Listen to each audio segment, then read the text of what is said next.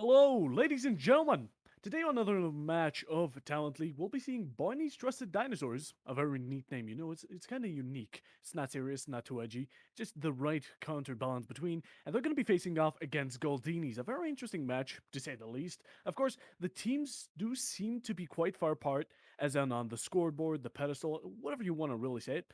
And yeah, especially because of the background. And before we do anything, we're going to be getting joined by the myth, the man, the legend, Pyro. So, Oh, yes. I Pyro, love it. Pyro, can you give us some background on these teams, some stats? Some stats, if you do want to know, if we do want to find out. Barney's Trusted Dinosaurs. They have recently come into the league. This will actually be their first game on cast. This will be your first time viewers to actually support your team here. And they are currently seventh position in the league. They're going 3-0-1-1, so two losses, one of those being a forfeit, and they sit in seventh position. As for Goldinis, the powerhouse of the minor leagues at this point, they are obviously sitting in the first position, going 5 wins and 1 draw. So they have not lost a single game here, Puffer. A single game. Oh, God. Undefeated in this league yet. So will they be able to continue that going into this game? Who I knows? mean, w- well, at least from what you've told us, it seems like Goldini's is like a major team at this point. Since I mean, from what I've realized or what I've heard of Barneys or BTD, we'll call them that for short. Yeah, BT. They do have a new player, so Swicky is gonna be. This is gonna be his first Mhm. day, his first play, so it's gonna be difficult. But I do believe that Goldini also has some players that are playing with injured arms or something like that. So it Excuses, kind of excuses. excuse exactly. We're not here to take care of you. We're here to watch you play. So it's gonna be which team can come out better, which team can execute and keep up the momentum of how good they're doing. So if of course BTD can continue that momentum, they can win without a problem. But yet again, Goldini's is gonna be putting up a fight. So that in the end does have to get put into, of course, the realization that they don't have it's not gonna be easy to say the least. Now, of Yeah, course, let's go actually to a bit of the previous matches. You've said Goldinis did actually yep. were dominating, and they Dominating. actually the previous match they won 7-4 against Yard Esports, and It was a Barney dominating Trust performance. It was a very dominating most performance. definitely, and Barney Trust the Dinosaurs on the other hand lost 2-7 to a 10 or A10 or whatever you want to call it A10 esports. esports, yeah. So it's gonna be. I mean, the stats say it all, but nothing is impossible. Yeah, obviously these two teams, it might be a close game, it might be a far apart, but let's actually go into what the map is going to be. Map bands, please. I'm going to do myself a little drum roll here. And what have we got here, Puffer? We have got Oregon. And what can I say Oh, about Oregon? Oregon, Boregon, whatever you want to basic, call it, the basic, most basic. default map. The most default map we ever know in T4 leagues, in the competitive scene. But it's a well known map, so both of these teams will have strategies sorted. They will know how to attack this map.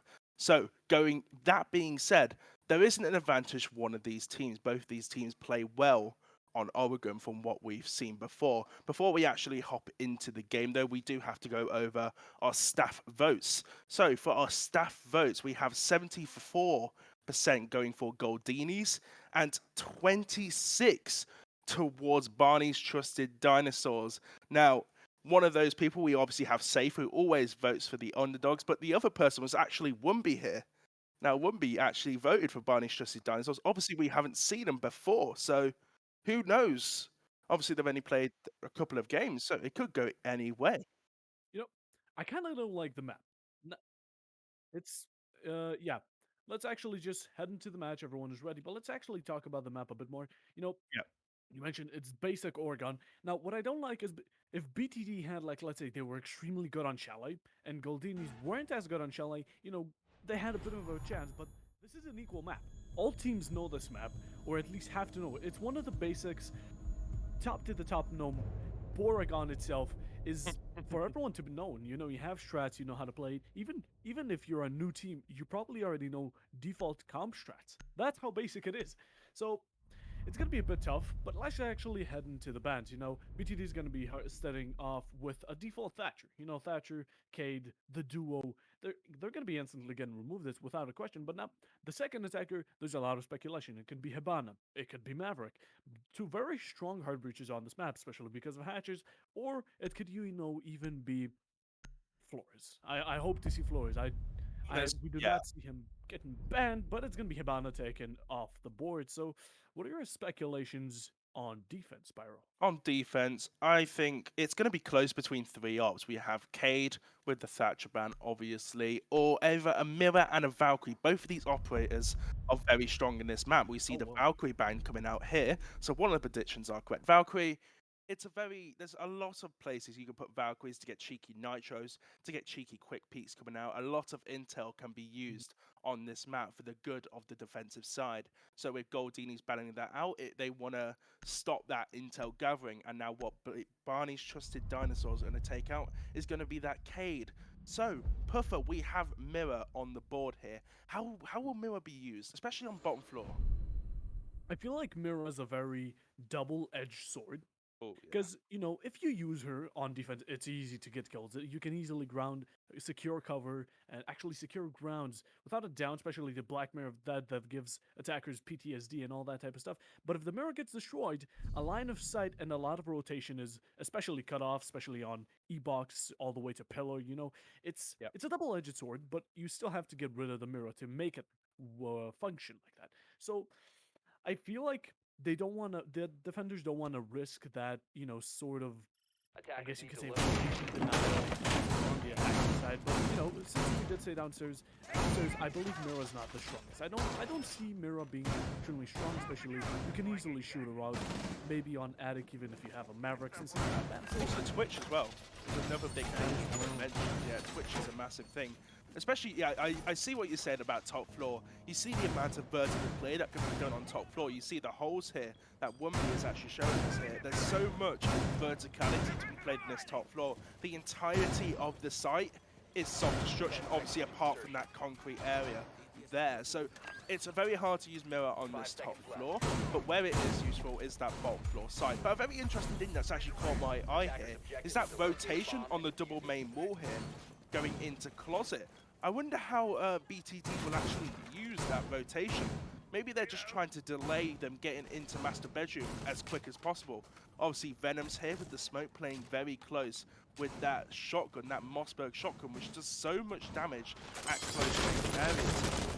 Yeah, I mean, I feel like the rotation is extremely strong because, like you said, there's a lot of verticality, meaning mutes, bandits, Cades, all are going to be taken off without a doubt, just an ash from below or something like that. And with the Cade being, banned, it's even harder for the attackers or the defenders to defend that wall. So, maybe extending out into closet and master bedroom, expanding more room, giving less cover, and, just wasting time even getting a frag or two. It's just, at the end, it feels like it's a lot better because, of course, you don't want to give a free breach just like that. You want to secure it, so maybe a hole in the wall can actually save it. So right now we're gonna be, it's almost a minute in, and not a lot of ground has been covered, seems like, and we still have a decent amount of Roman presence, especially from Malusi. Discount here, he's ready to take on challenges, especially from Diamond side, and they seem to be trying to close out anything, to even get some verticality from Kitchen, because verticality even from below is still extremely powerful, especially with the nades being in metal for quite a while now. It can be proved to be, extremely strong, and Discount actually starting to take a decent chunk of damage. He's right now stuck a nade, and he will be finished. Now, he's wasted a lot of time. It's 1 minute and a half left. He's still doing it. With the mute, he actually almost takes out Icax, but not quite. And the mute's going to be getting another pick and another shotgun onto Icax. That's going to be a 3v5 situation instantly onto, of course, the side of BTD.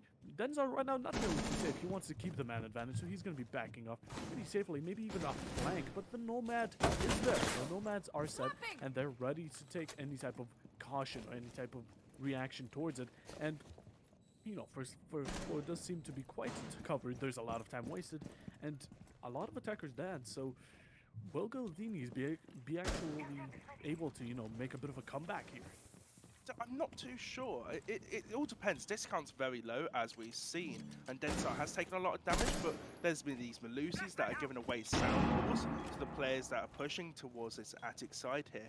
What Goldinis have to do here is take attic control and push up all together. They can't take one-on-one gunfights, and that goes the same for BTD. They can't get one-on-one gunfights for Goldinis. If you do that, they're going to get a kill. Venom gets a kill onto Crystal. Bumblebee here gets a kill onto Shock, so it's now a 4 versus 2 situation. 30 seconds left there. They're going to try and push into sight, but it's all coming down to this. Triple kill from Discount, as Thumbs is just trying to run away sight, and Densar gets the kill with that Mossberg and just finishes up the round there. A beautiful win there from Barney's trusted Dinosaurs to get their first round in this game.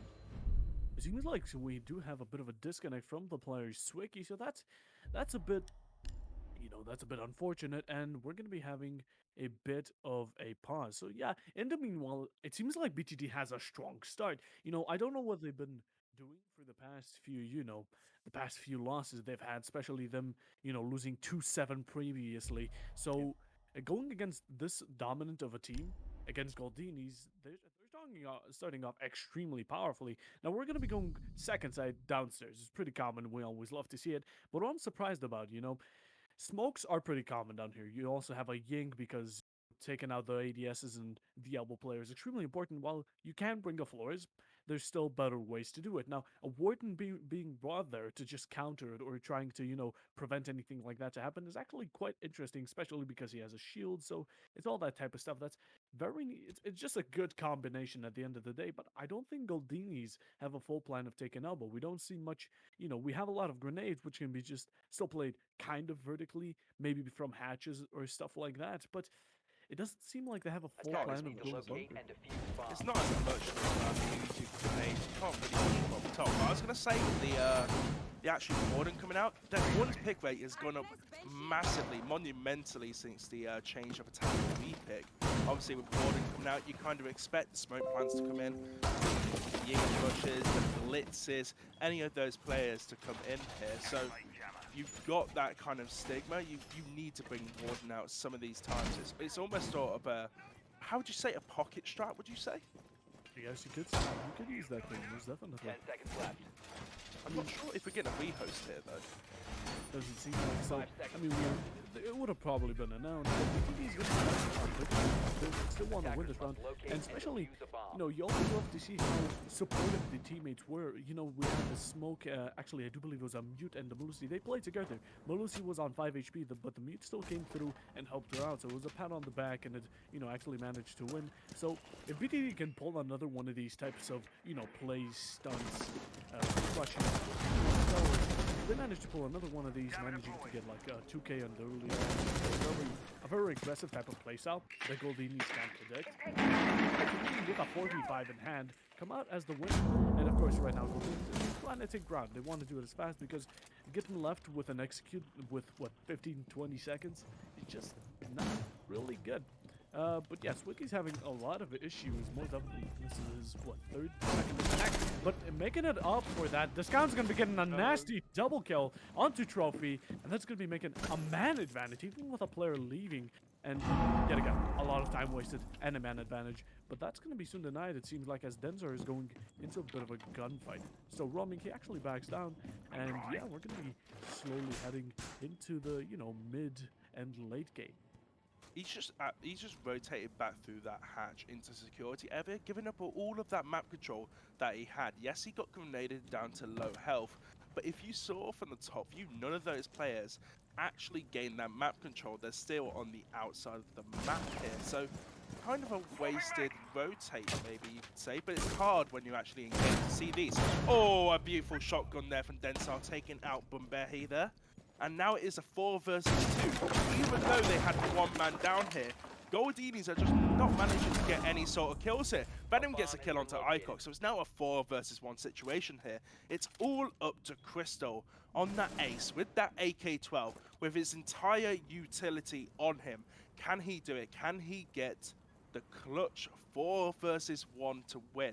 Now, if you're in a 4 versus 1 or any 1 versus X situation, the most important thing to do is be aggressive and get your kill. If can't play passive here. You can't wait to the last couple of seconds to wait for them to come to you and push you all at the same time here. And this is what Crystal on the ace is going to do here. He's going to get very aggressive. He needs to watch his flanks down. He has no drones, so his teammates can't watch his flank, but he is predicting this. He looks away at the one time, and Densar gets the kill. And that is technically a flawless round there for Barney's trusted Dinosaurs, taking a 2-0 lead. Oh, the timing was just completely offset.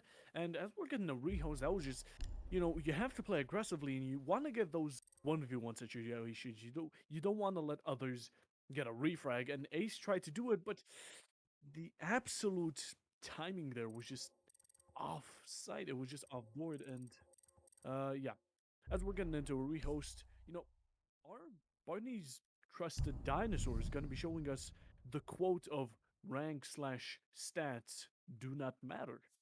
Maybe, Oh, maybe. Do you know what I think it is?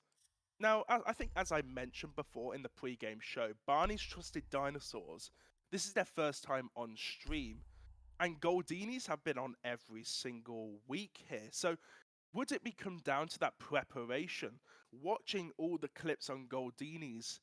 Will that be helping them? It seems to be helping them at this point. It seems to be that catalyst to get more rounds here, Puffer.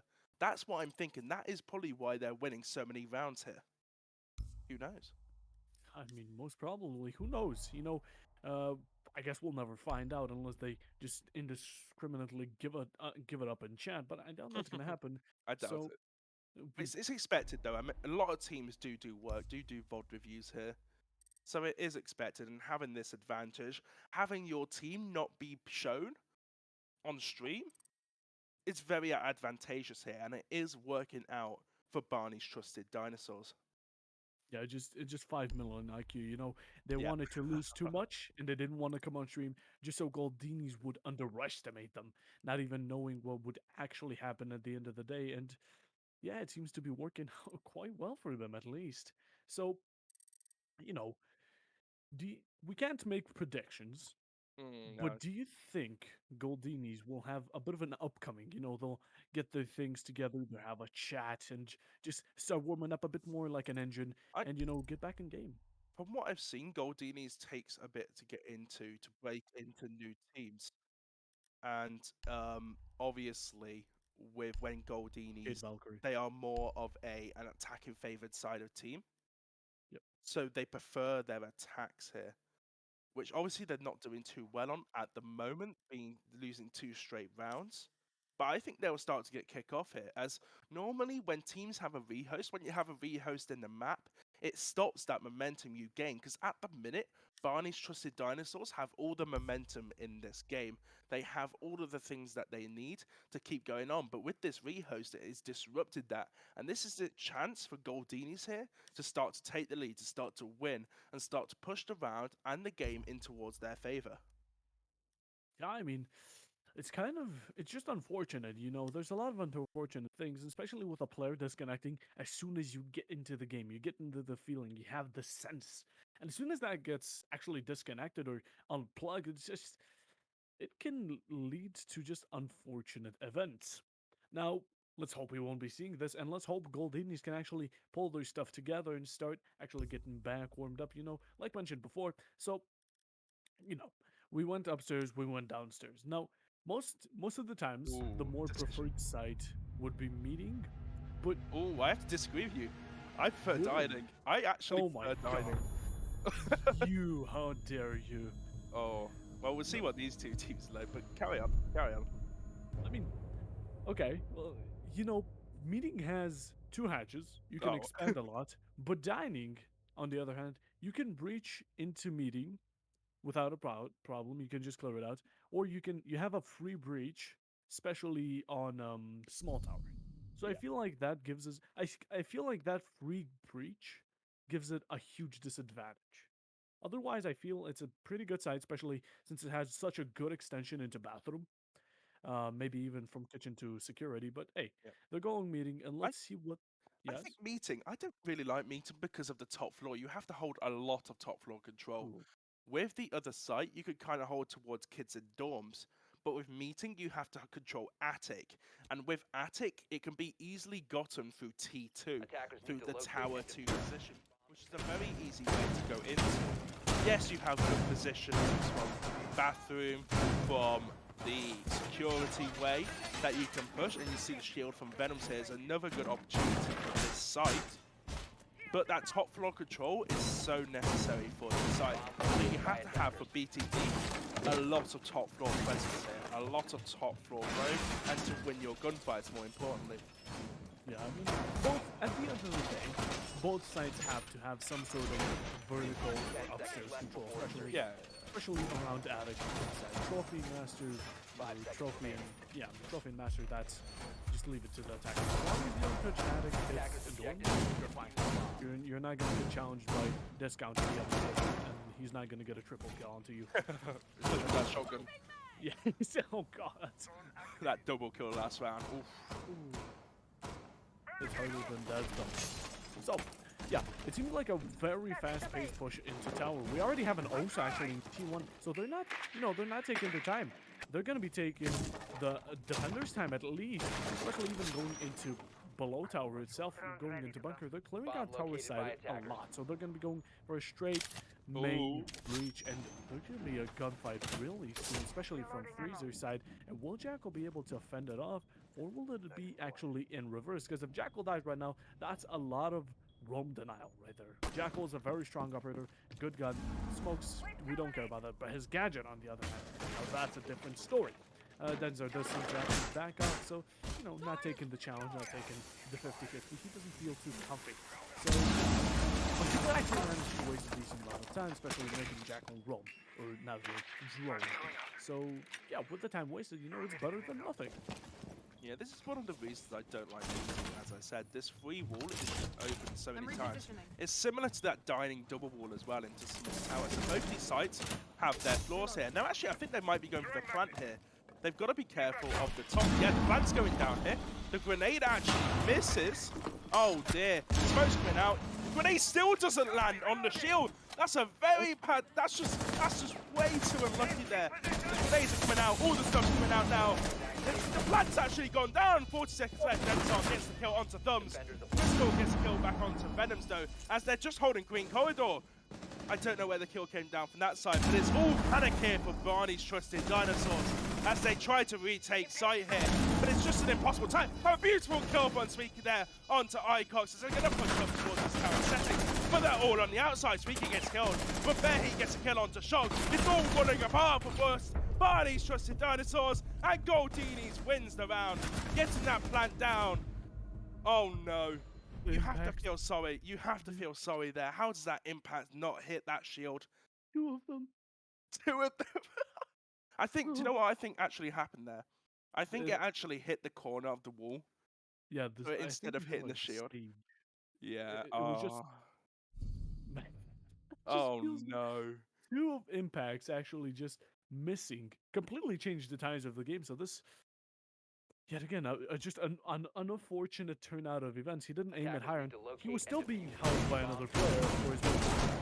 Even then, he didn't get killed because of the, missing impact. But they still managed to get the plant off, and it didn't seem to work out the best. The smokes as well, they came in very late.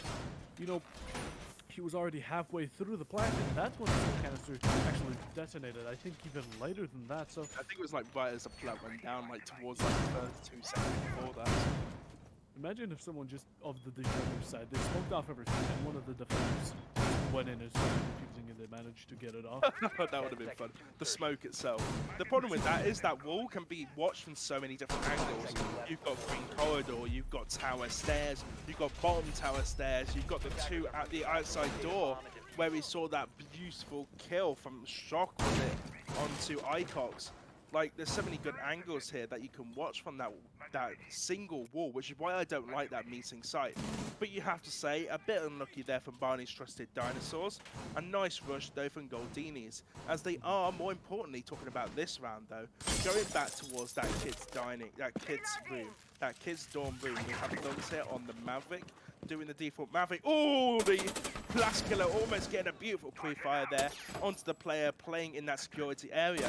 If you take your mines back, you cast your mines back, to the first round, they actually played the same angle Barney's Trusted Dinosaurs did, and they got a free kill. It was Densar, who's actually in towards Kitchen. I actually thought he dropped there, but he's going to swing onto Bumberchi there, and Bumberchi gets the kill onto Densar. That's already a player gone for Barney's Trusted Dinosaurs. And what we're talking about there is the actual downfall that we were talking about during the rehost. Is it happening now?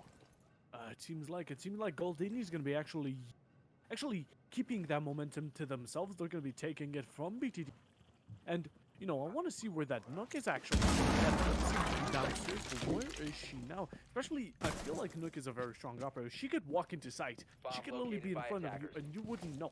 That's the type of operator Nook is. She's a mix of Caveira and Vigil in one. And with nades combined, and Deagle in hand, and the FMG not being the best, not the worst gun, but the absolute power of the grenades and that stealth operator, the combination is just something else, it seems like. And, Denzar may be out of the game, but look at the time. The time wasted has been absolutely insane. There's still some roaming presence as well, but it's 1 minute and 10 seconds on the clock, and, there haven't been, they've slowly started approaching set, even up until now, and Attic, I do believe it's getting confronted by Nook, but yet again, it's Nook at the end of the day. No one can know that Nook is there. She's still trying to get it, but there's only a Maverick hole she's watching, so that shouldn't get her far anywhere. Especially, it seems like everyone's just retrieving back, But that's gonna be another kill onto Swicky by a grenade pick on herself. 20 seconds remaining. Starting to slowly pinch back. Everything's starting to slowly close in. Another kill from, last kill himself. It's going to be on to discount and making it a 2v5 for BTD. 30 seconds left in this 2 versus 5 situation. Venoms with the shotgun can do it a lot as the last gas goes down. Crystal with a beautiful kill there onto Shock on that kid's rotate. As the shotgun goes down, Diffuser is down, but there's just too many angles for Venoms to watch, and Goldini sweep up a second round in a row. It is now 2-2. Oh, very. It's just, I kind of feel bad for Barney's Trusted Dinosaurs. I do. The They rehost. lost the one thing they had going for them just because of an unfortunate, I won't say DDoS, but, a disconnect. Now, It's actually, momentum. It's momentum is. shift, isn't it? It's just a switch of tides, and it doesn't seem to be ending out well for them. Now, we see laundry and supply, and the one Yep. thing I don't like about Warden is because if you want an extra shield, you can go to Chanka, you can go Alibi, and the thing is, if they bring a Ying or a Blitz, Warden will counter them, but with the attacker repick, they can just switch out the operator. Warden will be useless up until that point. So I feel like there's still better options, especially with Tachanki Kang being just an absolute madland with the wastage of time, denial of Yeah, plant it's and like, rush. how long is it? It's like a 1 minute 20 of denial with 14 times Shanka. 5. Yeah, So yeah. So uh, what? Quick maths here. That's 50 and 70. 1 minute 10 yeah. seconds of denial there. Thank you for the numbers there. protect But your 1 bombs minute from 10 of being denial. right That's now. almost a third of the round. Just over a third of that round gone out of the way. The only problem that I find, the difference between Smoke and Tachanka is, I don't think Tachanka does so much damage. Doesn't do as much The damage. fire does a lot of damage. It does a lot of damage, but you can like run straight through it and not be like killed, you know? True. It's not like Goyo's shield, I believe. Yeah, Goyo's shields, I think actually the most OP, the most OP denial in this game. Yes, you have to shoot it for 20 seconds, and the area of coverage is massive with that Goyo. Oh, don't forget that, with Smoke, you can just yeet the canisters. There's no you have to pull out the gun. And then Yeah. start Attackers are And the heavily reload used is to slow bomb. as well, isn't it? Yeah, but there's also a positive to Janka yet again. Smoke has a shotgun and an SMG. Janka has that on one. He has an LMG that can make rotations and does enough damage, but also has a bit of a fire rate. So, he has those two guns mixed into one. And you can Kobe off walls, which don't forget. You can like bounce it and do neat angles, which we have seen many times in Pro League. But more on towards this round and how Goldinis are going to push this. We do see them enter towards that T3 area here. So they are going for a traditional push here, but they're going for more in towards meat. They're not going to bother with blue bunker straight away. But something that has caught my eye here, which Warden actually will be helpful for, is the Ying. Icox on that Ying. Oh, it may be able to actually be a game changer. You know, we'll Depends if you have can to use see. it correct. Warden, sometimes you'd be like, oh, it's my opportunity to Have this. finally get a kill with my gadget, and then you're just in the wrong place at the wrong time, and you just get slammed by the LMG, the fast fire rate that comes with that Ying or with any of the flash operators. But onto this round, we do see Densar and Discount here playing a very aggressive style. We see the same hold that we've seen now for 4 rounds here, Puffer, which is in that security area. You know, I had something in mind. This is off topic, and if it's... I was Go thinking, ahead. you know, a Rooney could have a rotation to Attic, but what if there was an operator on attack like Izami that could block off rotations? My brain just went on another flow. But Yubi, if you're listening, which I'm probably you're not, but we need an attacking op that can take away walls. I don't know, like opposite destruction? I don't know how you use that. That'd be very interesting, actually. like a flank watch, I guess you could say. Yeah, viewers in the chat, please say that. Oh no, first kill going out from Icox onto Discount. A beautiful pre-fire there. Crystal just pushes in at the wrong time there, but gets immediately traded off. It's now a 3 versus 3 situation as Densar gets the kill back on towards Icox here. So all leveled up. Last killer gets a kill onto Densar. It's all popping off in these last 20 seconds. There have been 5 separate kills here, and it's a 2 versus 3 situation in favor of Goldinis. But we do actually see Warden's ability coming out here, so actually playing into the system is actually helping out here as the last Ying went off. But it's starting to slow down here. They have the control they need here, BTD. The pings are coming out towards that tower stairs here, and we've got 15 seconds left for the push to come out. There's no sort of push here. Boombar, she gets down, but last killer gets the trade on towards Shock. They know where the last person is, but Thumbs is going to push into it, but he manages to get the kill. The shotgun not good enough there as the life is flown away, and Goldinis takes a 3 versus 2 lead on a map which they've just got the momentum all for them. You know, BTD had a bit of a refrag momentum there, you know, the Yeah, coming in, having the smokes, but they couldn't keep it up. That's what I don't like. they couldn't Goldinis, capitalize on the opportunity, could they? exactly. Yeah.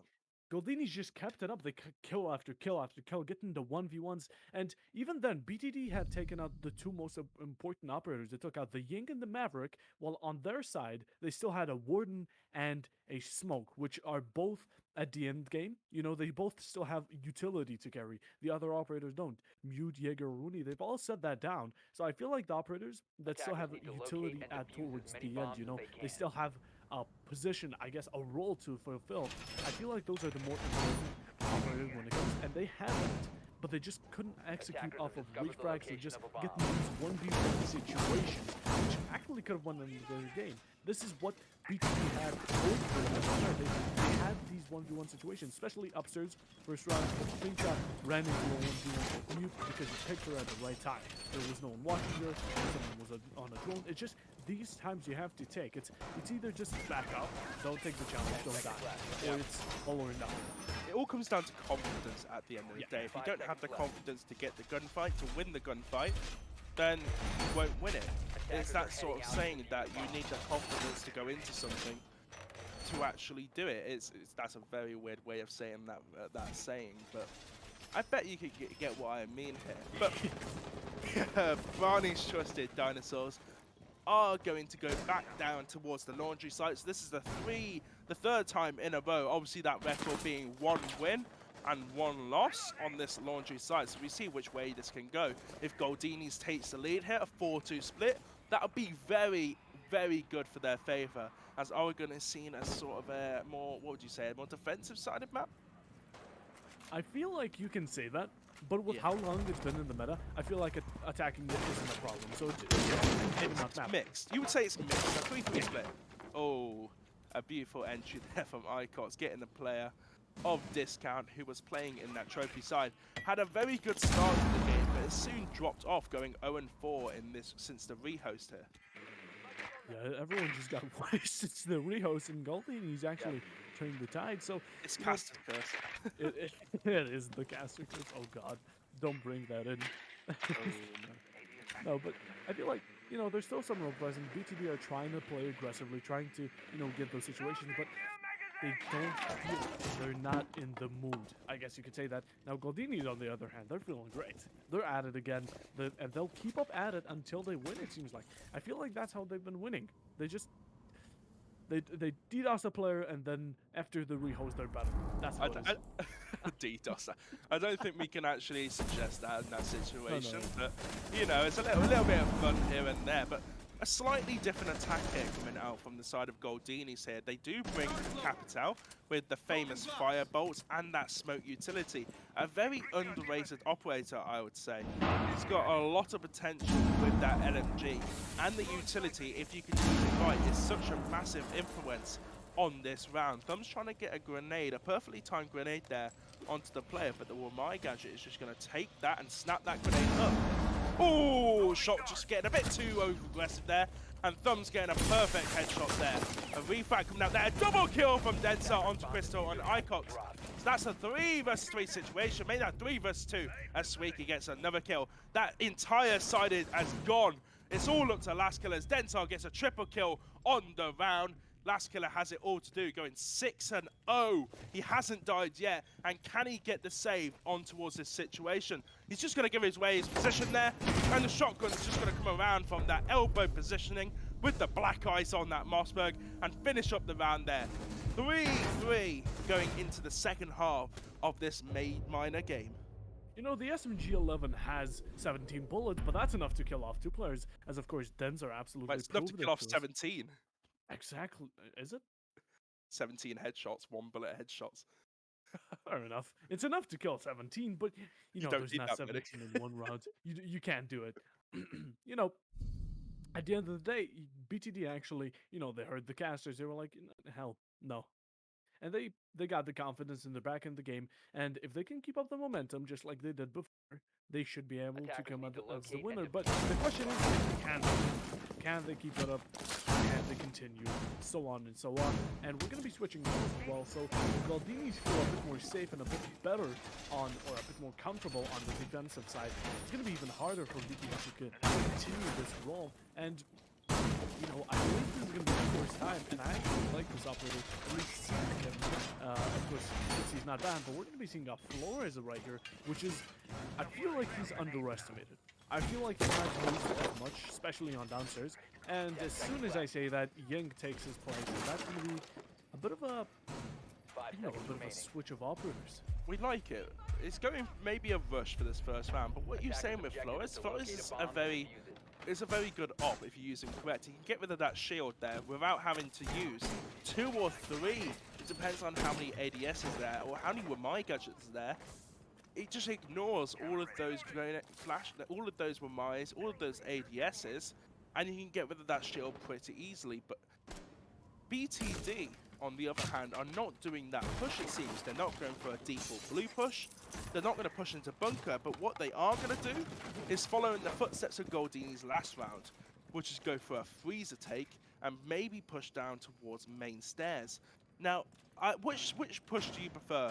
That big tower, or do you prefer this freezer push here? I'm going to say freezer because it clears a lot more. I feel like it clears a lot more and just puts a lot more pressure and a lot less roam potential on the defensive side. Especially because of tower, if you take bunker as well, you have to put so much more utility into it. You have to bring a Ying, a Flores. At the end of the day, you're going to be wasting a lot more utility than the defenders. And even then, it's still not certified or, you know, guaranteed that you get a kill off of that. You can even get killed yourself. So I feel like droning it out and taking out the whole map with this quick forward, you know, I guess you could say step-by-step, of course, action. I'll say it like that.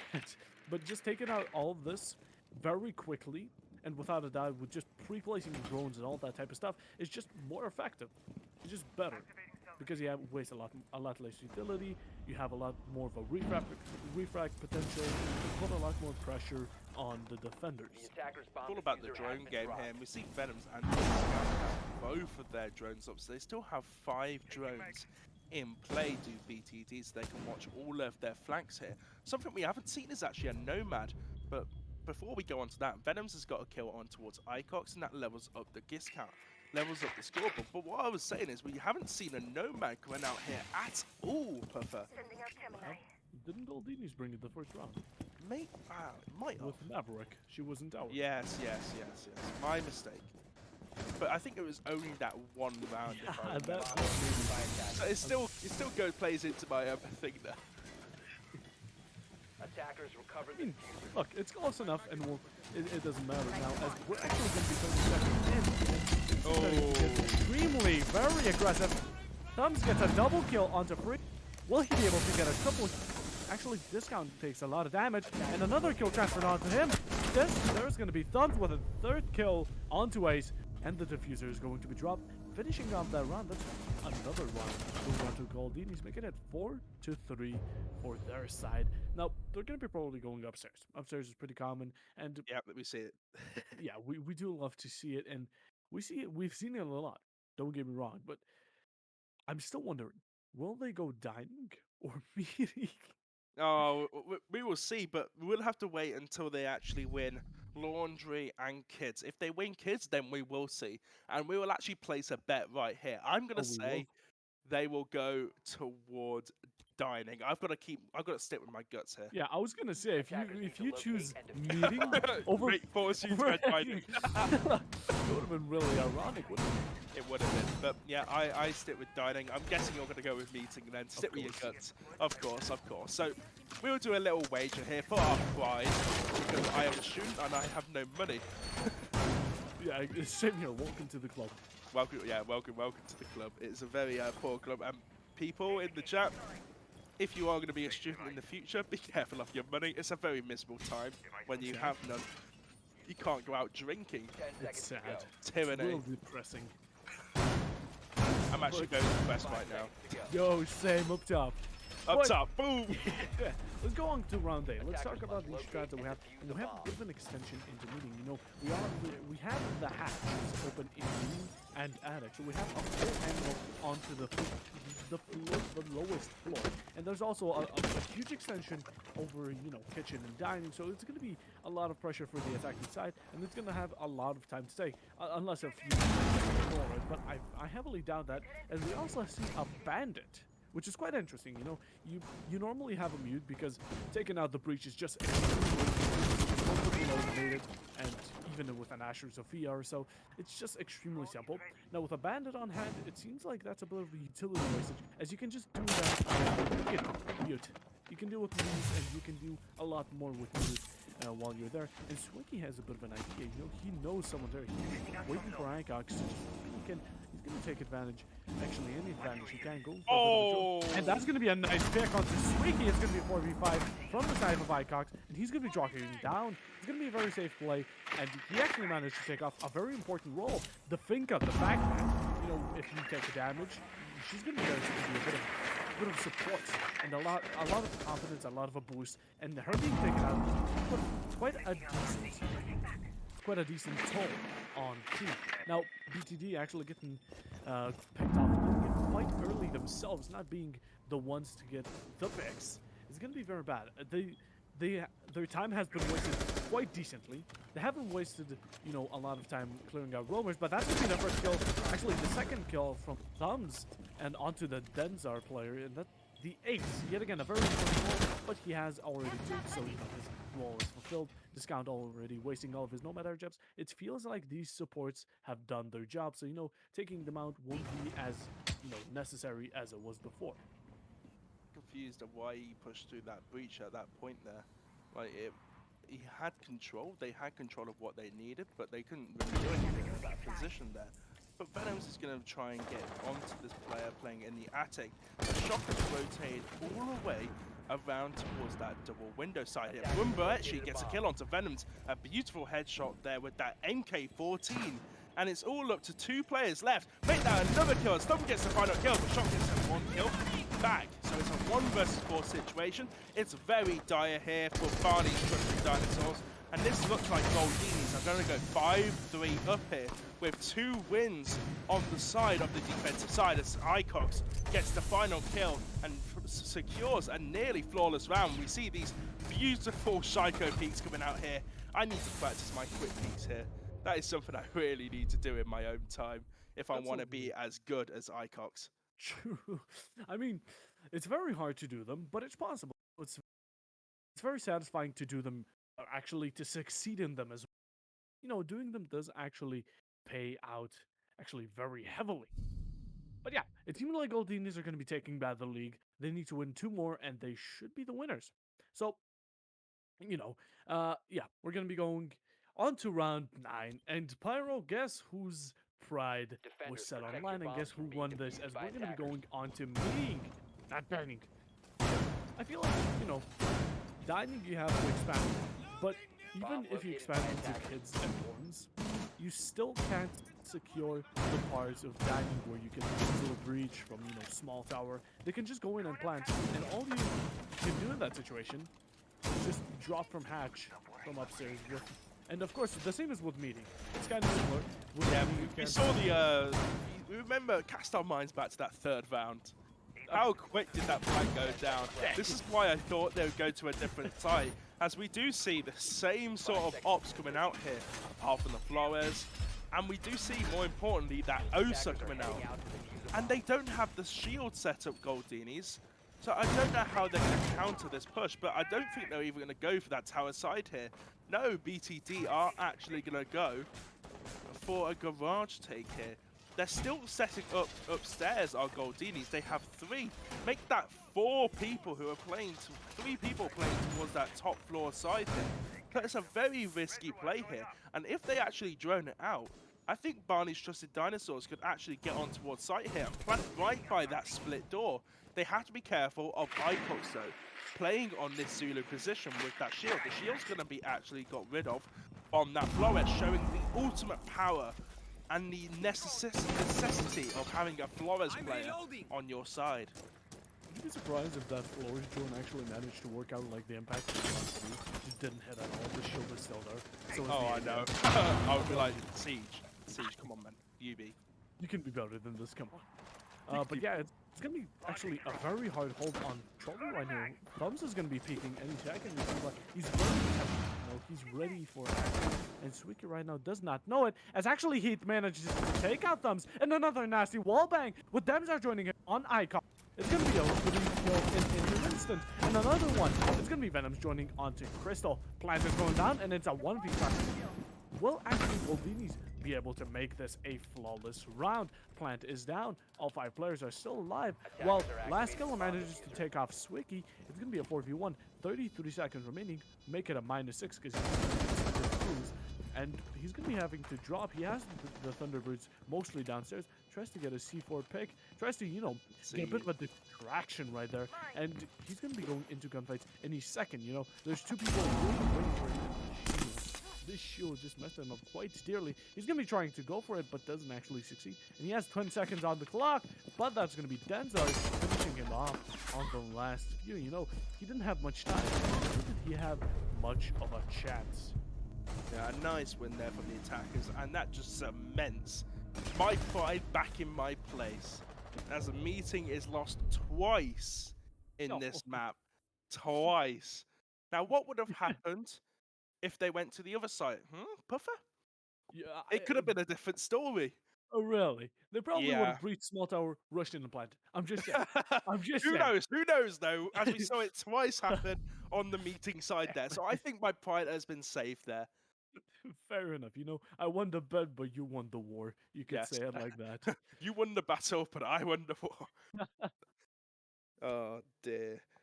But we do have Goldinis losing that round. It's 5-4 now, but they are managing to go down towards that laundry site here.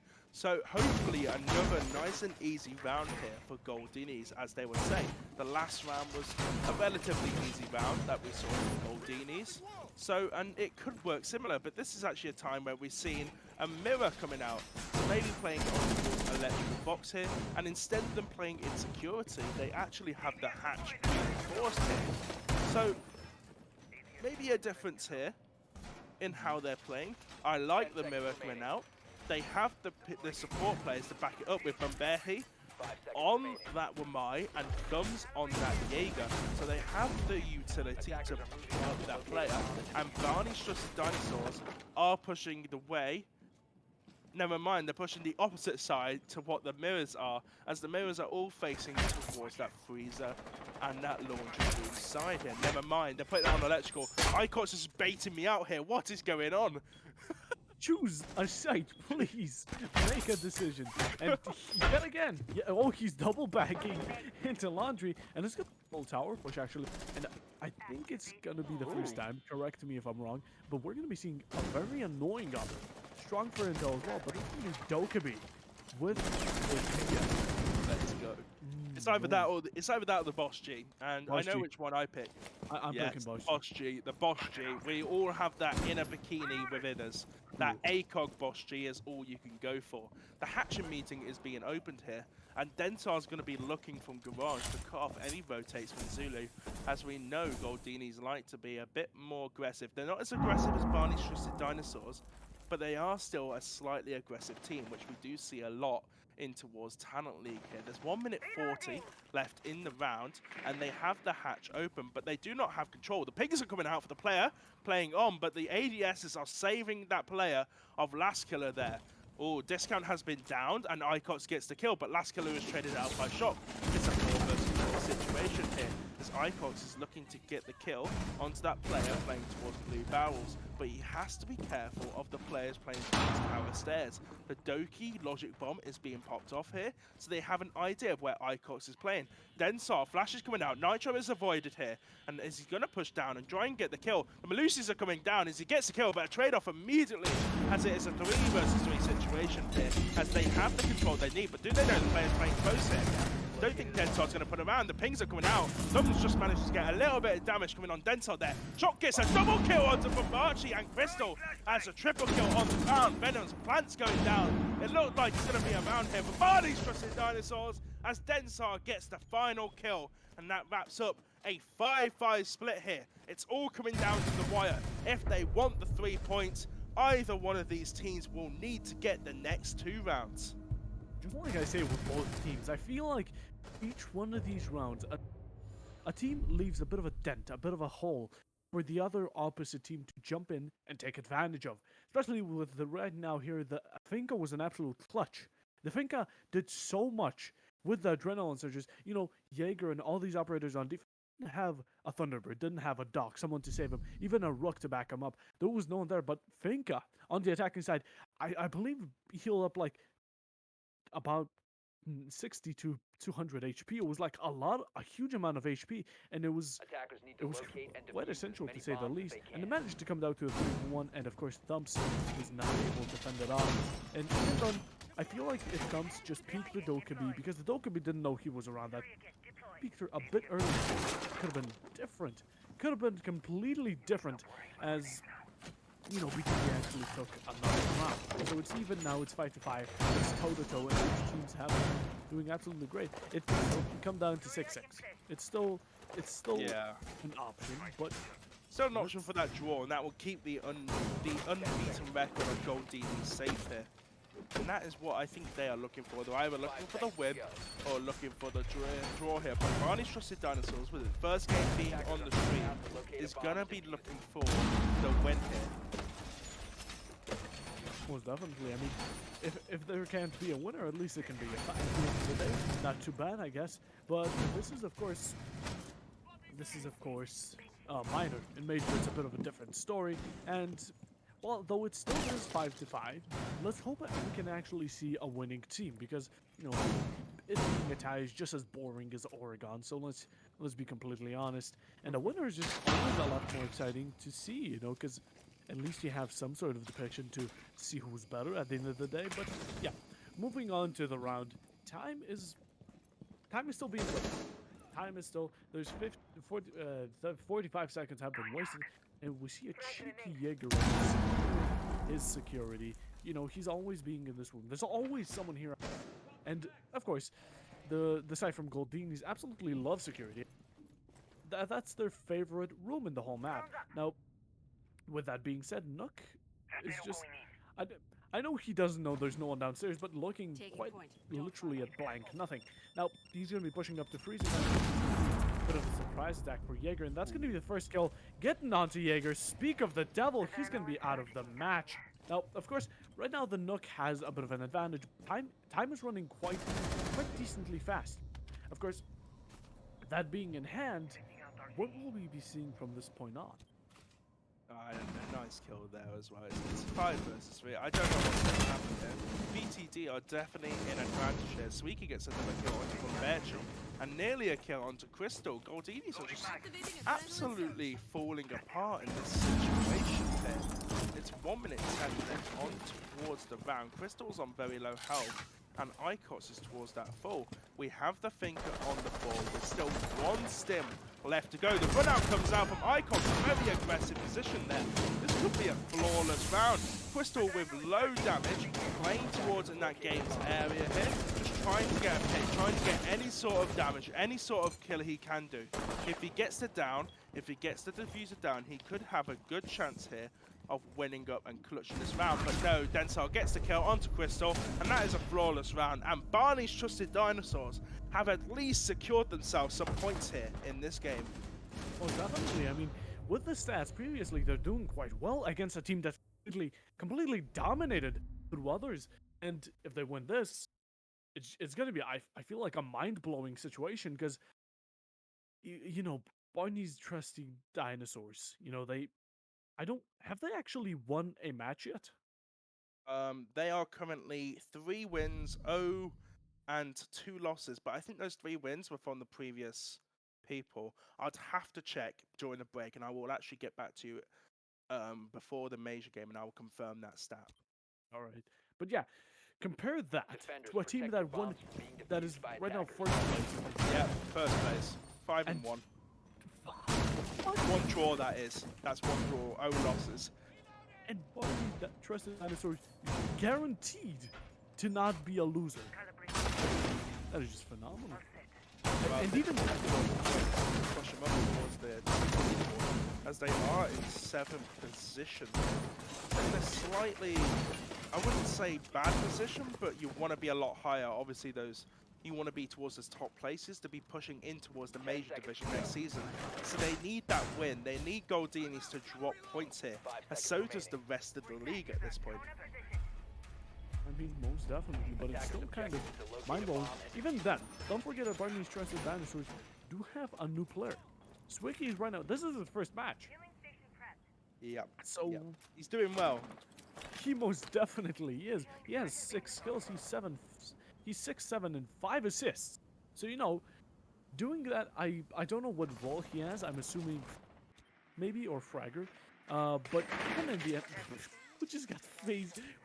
I do believe we got a bit of a phase from Denzar here. So that's gonna be the last killer taking first blood or first damage. So that was a bit of a neat depiction. Bit of wasted damage, I think. I don't like using switches on people because it does not a lot of damage, and you'd rather use it on utility, which is how he's using it right now. I don't like using it on people as I've had to say it in my mind, especially at comp level, it's wasted utility. He shot something to his forehead. I know it's funny. I know it's funny. But at a tactical standpoint, a strategic standpoint, it's a wasted utility. Yes, it's for the memes, for the boys, for the funny. You can't be wasting that much utility. You're making me laugh, Puffer man. Okay, I hardly got over that. You know, it's kind of weird seeing a drone go down freezer saying, just shot someone in the forehead and leave. It's kind of a weird situation to see, especially in competitive. If this was ranked, maybe even casual, get it. But this is ranked, competitive. This is literally a match they're having to win. They need to win this because if they do, they'll have such a huge advantage over, you know, other teams, because not only did they drop Goldinis a bit, but they got themselves higher on the leaderboard. So this is what you always want. But that rotation almost gets actually reinforced, but it's gonna be denied. Another kill from Discount. One Squicky is gonna be a collateral. Actually, not a collateral. Then they're getting taken out. It's a 4v2, 3v2. Crystal, and that's gonna be Mira and a C4 kick from drop. It's not gonna be taken out anyone. Flashes are going in, so it's plant. And right now stuck, but reuniting. C4, another one, a kill onto the planter, but Discount joining with Shock. They're gonna be able to finish it off, and that's gonna be a round going on to Barney's trusted Dinosaurs. Of course, don't forget they won with with with tasing someone in the forehead. I was Do about to say, not. what are you trying to say here?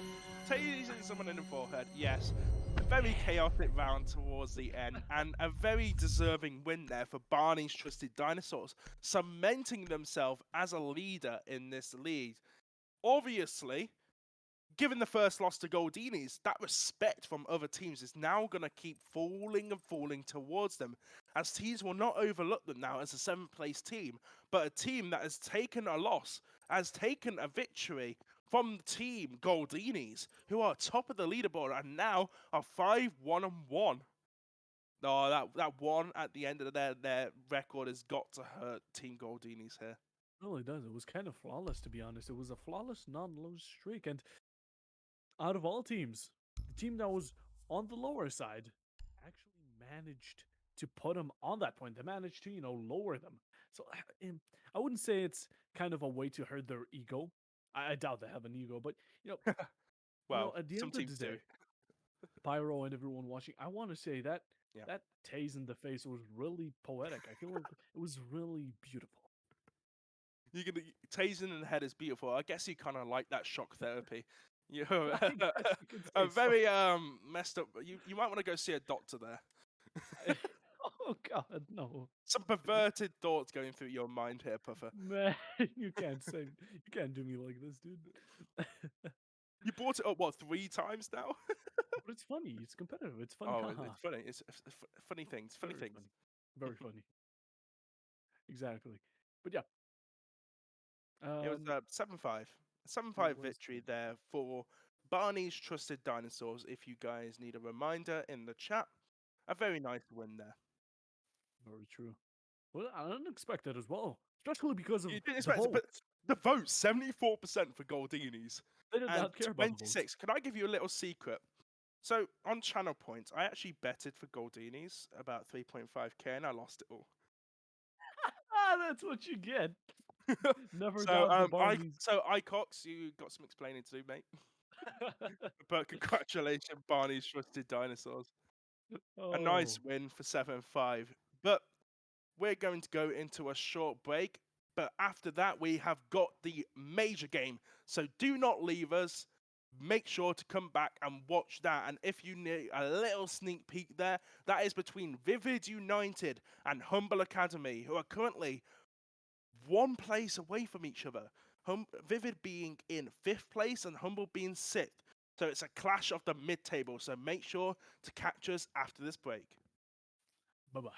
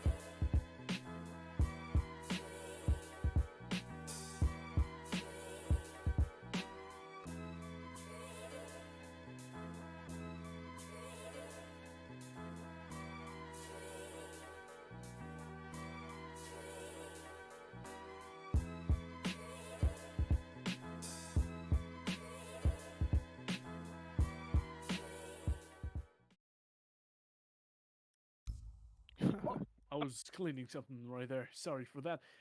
Anyways, I hope you tuned in. I hope you stayed with us. Of course, ladies and gentlemen, we're going to be going back into major. We're going to be switching it up. Minor to major. We're going up the ladder. Of course, we're going to be switching also teams. It just makes sense. Come on. Now, Humble Academy is going to be facing off versus Vivid UTD. Very interesting teams. I don't have much background on them. I haven't casted any of them. I Ooh, big think rip. Big rip there. big Vivid RIP. United, we've got the big eager guys, as they were well known to be. Very aggressive team. Like to talk a lot of trash before a game, so we'll see how that works out here. But a little bit more behind them before we actually go into the game, because I think our teams are ready. We've got to do map bans. Now, the maps we are playing on today is Big Puffer there takes a little drink, is gonna be Oregon and Chalet. So unfortunately, we do have to go back to Oregon, and that will be our first map. So I'm very sorry, viewers, but you're going to have to see Oregon again. But there's two separate teams. Oh, Maybe we'll go to 8-7. Maybe it'll be a 7-0. Who knows? no, Who knows? And no. then we've got Chalet, which I also like as a map. I like it a lot more than Oregon. But before we do that, the teams, Vivid United are 5th. Humble Academy are 6th position. So they're very close on the leaderboard here. And actually, the staff predictions were the same as in the minors.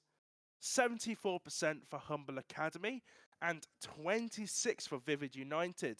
So a lot of the staff predict that Humble Academy will actually take down Vivid. For them, Humble Academy are below them in the leaderboard here, Puffer. So although they're separated by 2 points, the staff still think that Humble Academy are going to win.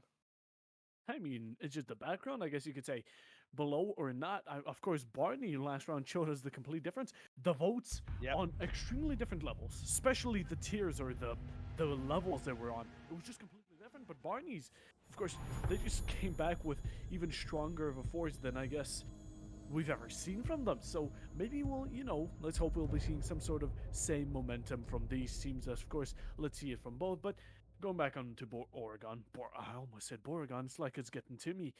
It's what would you do if we had this exact same bands? It probably will be the same bands, let's be fair. There'll be a Thatcher, well, remind ourselves of the last bands. There was a Thatcher, there was a Barna, there was a Cade, and there was a Valkyrie. Valkyrie, which are pretty standard bands for this map. True. Obviously, the Flores and Hibana could be interchangeable, as well as the 2 other defenders being interchangeable with the Mirror, which can also be banned quite often on this map. But we do see Hibana coming out, so we are probably most likely here going to see the same set of bans in which we saw in the minor game. I mean, Kate seems to be taken off the board instantly, even in mind, and as we speak about him, he will be doing so. He's going to be leaving the court today. Now, for the last one, I'm assuming Valkyrie and Mira. Both common I assume Valkyrie. bands. Yeah.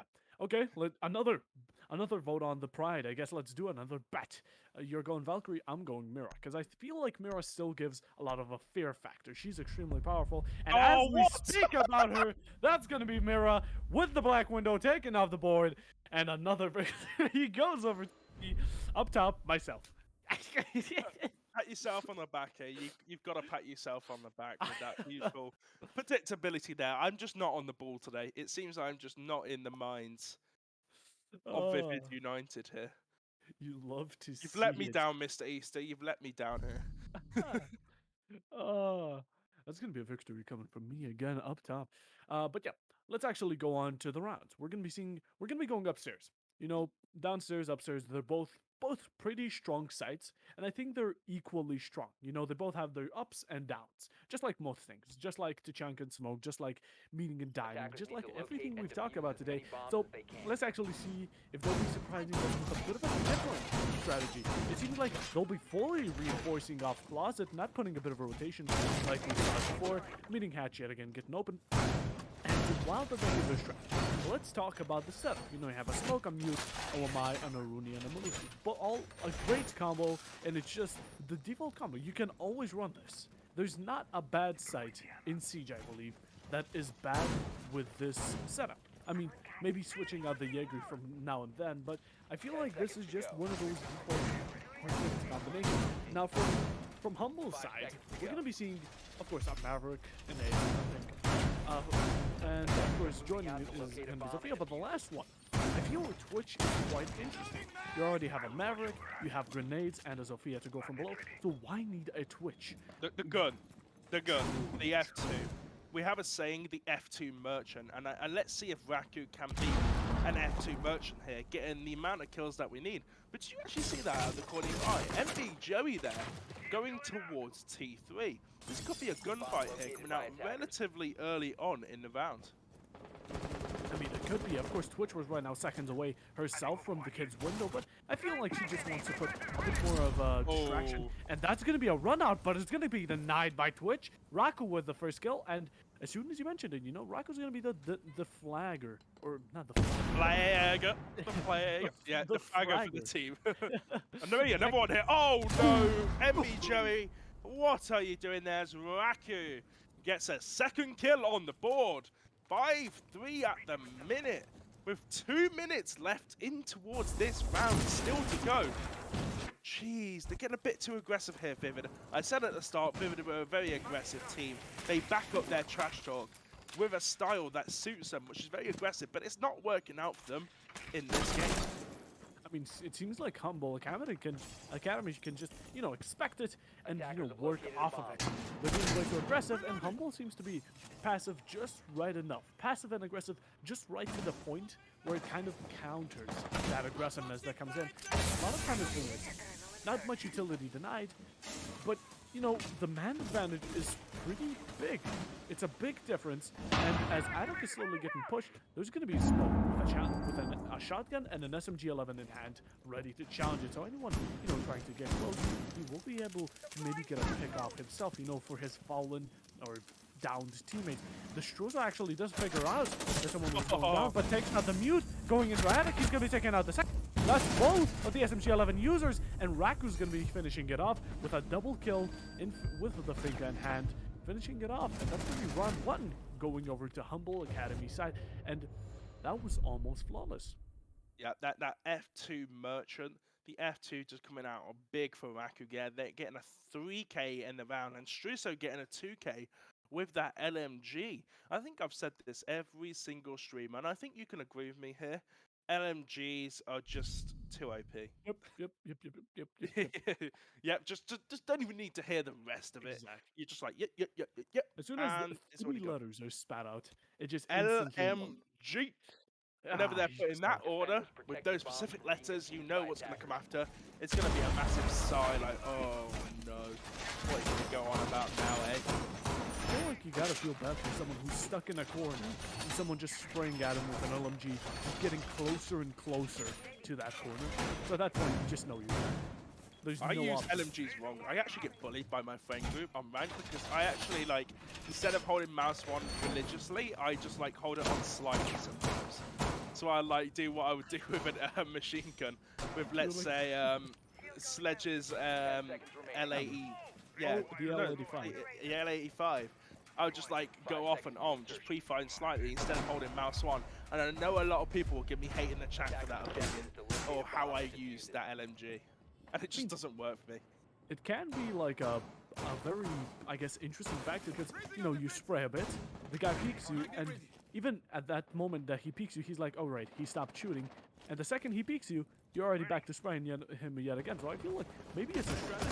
Maybe you're just 5 million IQ up in this. So, you know, who knows? Maybe it works out for this. But, yeah, we're going to be going on to downstairs. The 4v5 glitch on the screen, don't mind that. That's just Siege in a nutshell. And we're going to be seeing a Flores very early on. You know, I feel like Humble actually realizes how strong this operator is. No kills have been transferred, but it seems like the first one is going to be going over to Struso, and that's going to be the Finka kill. And another, yet again, the first advantage feels like it's going to be going to Humble Academy. They haven't wasted much time, they've covered a lot, and they've put on a lot of pressure, and even gotten a pick themselves. So they're starting off decently strong, even the first 2 rounds, and it seems like you'll have a lot. And how much utility was that? That was 1 Malusi, 1, and that was actually 2 of the Thorn gadgets there, as well as the grenade that just got rid of that Maestro cam. So much utility off the board there for Vivid United. Why are you putting it that close together? Mr. Eater gets his first kill on the board onto Kaizen there. A nice kill, taking out that Nomad. So all of the flank watch is now off the board. You have to be careful. You have to use your drones to your ability here. You have to use them very well. But look at Humble Academy's position there. They have pillar control. They have blue control. They have the necessary ingredients here that they have to do towards that push. And that push is going out here as Struso walks in and gets a triple kill. Will he go for the ace on this round? I think Mr. Easter here has something to say to that, as well as Dallas. Struso gets a quad kill. He's looking for that final ace. Will he get it? Mr. Easter gets a double kill on the round, gets the kill onto Bart. He's getting hungry. He's looking for Raku on this pillar control here. Flash is coming out. That's a full white blind here for Mr. Easter. He's got 38 seconds to kill 3 opponents with 50 HP here. The drone's coming out onto pillar control here. There's just too many angles for you to watch. The drones are coming out here, and Raku gets a kill using his ability there, his RCE drones, to deny any pushdown and gets the final kill. But what a 4K from that Finka LMG. And if that is already anything you need to know, UB, that is even more point to get rid of LMGs, to nerf them into the ground. We need a Blackbird nerf. We need a Blackbeard nerf style on these LMGs here. We really do. We need one after another. I feel like maybe an overheat mechanic would work for the LMGs. After half of the mag is, dumped into a random wall, you get like this overheat effect. I feel like that could actually maybe, nerf it and make it a bit more even. 100 bullets into nothing, like, come on. What are you supposed to do with that? The only option he had, you just, use the Chanka's elite mode and just get those things back that deflect bullets somehow. But of course, that doesn't seem to be an option always. So, yeah, that's going to be another round. Going to Humble Academy, there seem to be, just like before, with Barneys, trusted dinosaurs, they seem to be having a strong side. Now, will there be a rehost now? I was going to say, rehost third round. Come on, one of the players from Vivid United need to leave here. Get the momentum swinging back in their favor. Yes, Barneys Dinosaurs did end up winning that game in the end. 7-5 if you need to remember, but it's a very good strat that they could pull. You see some teams, like maybe in LAN or when they have it back at homes in professional games, just be like, oh, my Ethernet pulled out. The coach pulls out the Ethernet cable. Like, uh-oh, I've been DDoSed. Well, imagine someone alter forward to like try and get to fake it, and the camera would actually stun him. It would be seen as alter forward. Oh, I think you'd automatically lose the game or the round. Yeah, that would be a very shameful thing to do. But if you got away with it, now that's a different story. Oh yeah. But yeah, at the end of the day, but it'd still be scummy. But you won, so what matters? Now we're gonna be Lucy actually playing onto T3 and actually all the way from T2. She's gonna be holding it out quite dearly. She covers a lot of ground and even puts a lot of work into the side of attackers. She puts a lot of pressure and a lot of utility wastage to be put onto her to even take out the Melusi. So it seems like, Joey right now is going to be challenging Finka anytime soon, but it's going to get turned down by the Finka stun. Still, some utility was wasted, and we're already down to 1 minute and 45 seconds, while the attic is completely open, which is quite a double edge. Very early. Yeah, it's not very favorable to say the least. Oh, I thought that was actually going to be huge jam there, but the ace is going to open that actually cool there. First kill comes out to Norgal onto Dallas. That's one player down from Vivid United already. Not having a great start to this map. Obviously being a very defender-sided, slightly defender-sided this map, I would say. You want a 4-2 or a 3-3 split. That's what teams look towards here. So Vivid United definitely need to start winning a couple of rounds here, especially on the defensive side here. Drones coming out from that single wall that the ace has opened here. All the players from Vivid United have fallen back either towards the Kids Dorm area or towards the Dorms area. So they're going to start to get pincered here, as Ace is going to look to get the Fuser here, and we've got the Twitch of Raku on that side, just managing to get any players done. Miss MB Joey there gets a kill onto Norgal, so it's now 4v4 situation. He actually got that from a flank. He's now into Armory. So Humble Academy have to have a look behind their shoulders here. Have to be like, oh wait, we can get flanked here. 30 seconds left, a late game flank is something which we're looking to do here. No Claymores on the board, or both the Claymores being used here. And that's gets a kill on Shuso. Mr. Issa gets another frag. It's a 2 vs 4 situation. Bart gets a refrag. Mr. Issa's pushed in towards Atake, gets a kill onto Bart, and the last player is just going to have to jump in towards that big window and just get fragged off almost immediately there. A beautiful round, a beautiful comeback there from Vivid United, getting their first round on the board. I mean, we were talking about the Melusi Frank being able to change the game, but the Melusi didn't even catch a living soul. She didn't even have a chance, and everyone was already taken out. So, that was a bit of an unfortunate turn of events for her, but it still managed to be the first round for Vivid. So, it seems like Vivid's now going to be taking the momentum. It seems like they're going to be borrowing it for themselves for a bit, as they're going to be going on to round 4. Now, it's going to be going back to laundry and supply. Now, yet again, Pyro, it's going to be for a pride. What if it comes down? Oh, I know What's what it it's gonna gonna be? be. I know what it's gonna be.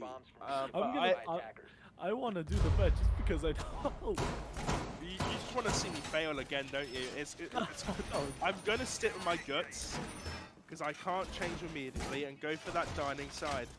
From what we saw last game specifically, with the amount of losses they had and how easily they lost with the rush plans both of the times, you could say, you have to start to think maybe that dining side looks a bit more appealing. Oh yeah, but wasn't it suits Vivid as well. They're a very aggressive team. True. That's a fair point. Maybe I'll actually lose it, but I'm kind of shivering. Get worried now, mate. My pride might be restored if they lose, because the bet is you have to go to that site and the team has to win. That was not in the bet. That is now the thing, because yeah, you lose your pride with the casters, that's fine, but with the general public, if they don't win, if the viewers, if they don't win, it doesn't count. Okay, we'll see. Maybe we'll win it, because one of the round's deciding factors was 2 impacts. So maybe let's hope that doesn't come 2 into impacts, play. but I think they still would have got that position there. They still might have got that. But let's go into this round. 30 seconds gone off into the round, and they've got rid of the mute player here. But look how aggressive MBLE is playing. On that tower stairs, they're playing towards the bottom side, just waiting for Bart or Struso to push in. He could get a free frag here. Actually, the first frag goes from Mr. Easter onto Tyson. He sees the things going down, but smartly and wisely rotates back around towards the Shaiko position. But that does give them a the position here. Swing in there, Norgor gets the kill, and they do have control of Blue Bunker already. They're going to start to get the main walls opening, get that one sight line open, so they can watch through the rotate, cut off any rotates, and more importantly, cut off White and Freezer. Most definitely. I mean, I feel like if Vivid kept the man advantage and Thorn played it a bit more safe, it would have been a different outcome. Right now, it could have been a 2v5 and in the favor of Vivid on the complete other end. But who knows? We can't go back in the future, or actually, can't go back in the past and change that. I'll go back to the future. Back to the future. Back to the future with us. But yeah. Going on to the present, Nagwal is going to be getting the first goal onto Dallas. The muted player has not even used his C4 and he's already out. And it's going to be the Ace's AK-12 finishing him off. And there's a bit of a rotation, or a bit of a place over towards Freezer. And Matt's going to get another kill. That's going to be onto Shu. So it's a refrag after refrag. They're getting these 1v1 situations. Actually implement off them. And even while talking about that, Adam will get another kill onto, of course, the Maestro. And with another player being taken out, that's Matt, yet again. I believe a triple or a double kill at least. Finishing it off, and another round will be going over to Vivid. And a beautiful round. That is now 2-2. So they have gained the momentum. This is looking very similar to our minor game here. We see the operator lineups coming out, and more importantly, I've actually lost the bet. They've gone to meeting. Yes. They have betrayed me. Vivid, why? You're going to kill me. Should I retire? I think I should retire after this, man. I've got so many things wrong today. At least I've got the bands correct. True. You do have the bands. Wait, no. But I won the bands as well, because I choose Mira. You went for Oh, Valkyrie. yeah! No! Oh, that makes it even worse. Oh, we actually do get into the prep phase now, so we will start to see the setup coming out here. And that's choosing to open that right side wall here. And we'll see how often they will play towards the top stairs here. And how many drones will they be destroyed? This is something I haven't really paid attention to. I'm not sure if you have here, Puffer, but how many drones have been keeping from each side? You talk about drone economy as a team here because you need a lot of drones on flank cams, especially when you don't bring out the Nomad. Ooh, I mean, it doesn't seem like it'll be looking too good for Team Humble right now, but hey, they're still managing to keep up the score. They're equivalent, so even without drones, they seem to be doing quite fine themselves. But yeah, going on into the action phase. I was going to say that phase. My English is not on foot today. But yeah, action phase. We're going to be having not so much of an attic hold. We do have an attic hold, don't get me wrong, but we have it extended all the way into kids, and there's no rotation between kids and attic, which is quite interesting. You know, there's no actual back away of kids. You can maybe drop into kitchen, that's true, but that's the only way you have. And you know, maybe between a rotation for I love attic. that garage though. Oh, first kill. Matt's getting a kill onto Struso there. A beautiful kill there coming out from Matt. Playing that timing perfectly. I actually think Struso was so close to actually going in towards tower there. Might have been, but you know, it kind of got denied, so that's off the record. Most definitely. I mean, it's back to man advantage for one team, but there's probably going to be a refrag anytime soon as Bart actually gets his shield down all the way through. It's so close to him getting a shot out, but it was not quite enough as Mr. Easter is still joined by Dallas upstairs. They're going to be securing this position as heavily as possible, as attic is extremely important. Meeting needs, you know, attic to be cleared for the attacker to even have a chance at coming away from it. And that was just a shot off, and really, you know, kind of satisfying. That's satisfyingly perfect. That one shot, one bullet left in that super shorty, and it took 4 shots to get that kill. Look how aggressive MB Joey is playing here. Just around this position here on the stage. But I believe he was droned out by that Flores, by that RCE drone here. So he will be able to be noticed here. And the pre-fires are coming out. Takes a little bit of damage there. And dishing out no sort of damage to the opposition there. So a bad trade-off. He's still going to get very aggressive towards the players who are playing towards the tower side. The attic hatch isn't actually opened yet. Oh, a beautiful kill there for Bar onto MB Joey. So that levels up the scoreboard here, making it 4-4 with 45 seconds left on the round. Raku gets a kill on towards Dallas to make that 4 versus 3. Mr. Easter going for a flank up towards White. There's a reflank on towards Raku as Mr. Easter makes his way towards side. Bart gets a kill onto Adapt.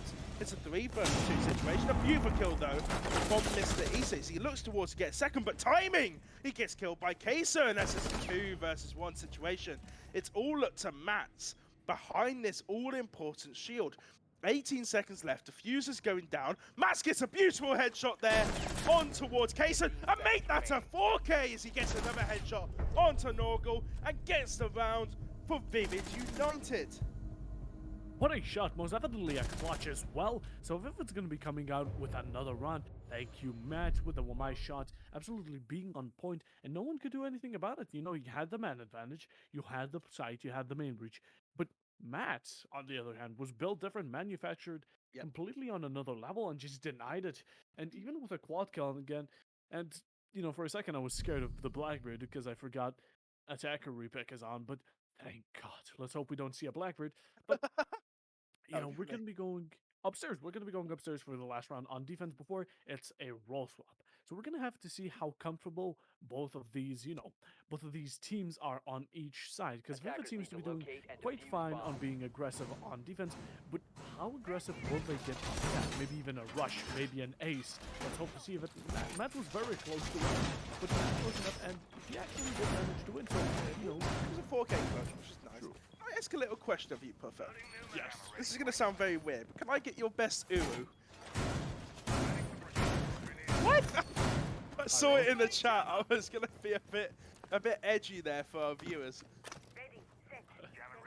Come on, I know you want to. Mayo, or do you want me to do a girl? Come on. Or OO if you want. Okay, what, like a girl or... Come on, a girl Uru. Attackers must locate and Oh my god. Oh my god. I can't. God.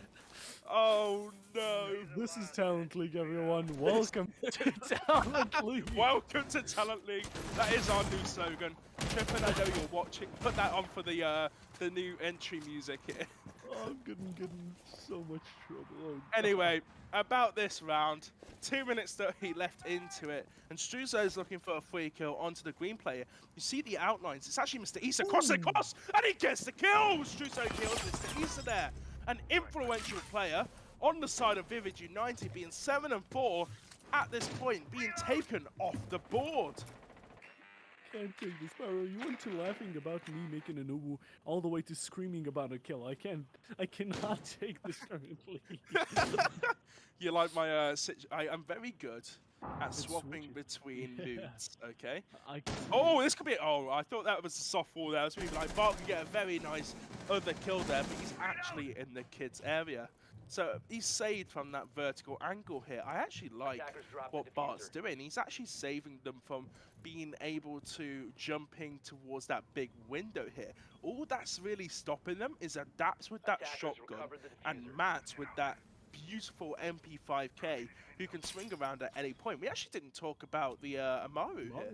Yeah, he spotted it. He hasn't even entered the building yet. Normally you expect that within the first 10-15 seconds. I mean, normally you would, but I feel like Amaru as well is sometimes underestimated. You can see her gadget may not be the best. ADS burning, she has flashes. Secondly, take a look at her guns. She has the IQ LMG with the SMG-11 combined. But we're going to be talking about LMG as Bart uses it to take out Mr. Joey, so that's A bomb has been located. 5v3 for Humble Academy. It's very close, isn't it? I mean, we've got 1 minute left, but look at Adapt's health. He's on Vivid. They're 5 versus 3 with Adapts being a literal one-shot. You sort of see this thing when you're playing with your stack. You know the moments when you'll be like, your teammates are like, oh, he's one-shot when he's like 50 HP.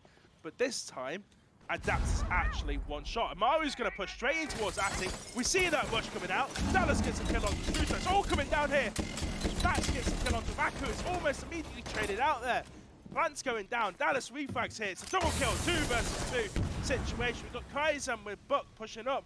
But more importantly, the diffuser's been dropped here. 15 seconds left. It's all up to Vivid United. They have the strong point. They have the positions they need. Norgo's trying to get Loa's kill through that bottom point there. Grenades are coming out. Flash is being caught by the Wamais. Daps is pushing them out. Norgo gets the kill onto Dallas. It's all up to Dallas. 1 second left. But no, there's not enough time. And Dallas gets the win. Vivid United get the 4-2 lead into this first half. Time was on Humble, but of course the Humble Academy was not able to come out with the time as the defender did actually get another round, so that's going to be a very good spot, especially since it's a bit more defender-sided. It's not hard to attack, but it's a defender-sided map, and making it 4-2 just by a few milliseconds. Absolutely unbelievable, as the ace was racing for his life. If the Buck would have gotten the kill, it would have been completely else. An absolutely weird turn of events, and especially it was a 2v1, but just because of the time, if they were a second later, or actually a second earlier, it would have been a completely different story. So, keeping that in mind, it's just off the board.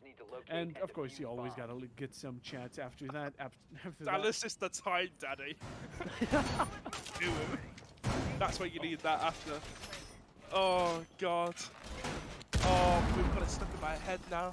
But we switch over halves.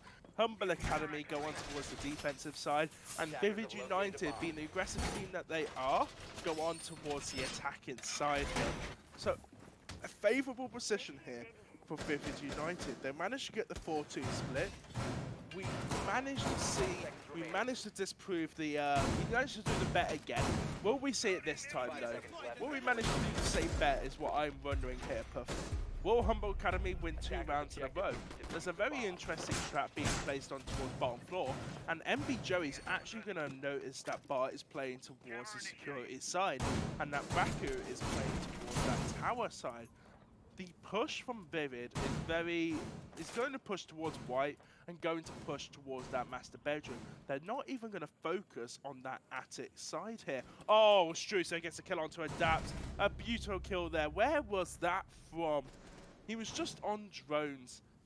I have no clue. I believe it was from the lobby all the way, or something like No, that. oh, what? Was he? He might have But been there from were lobby. holes on top of Master.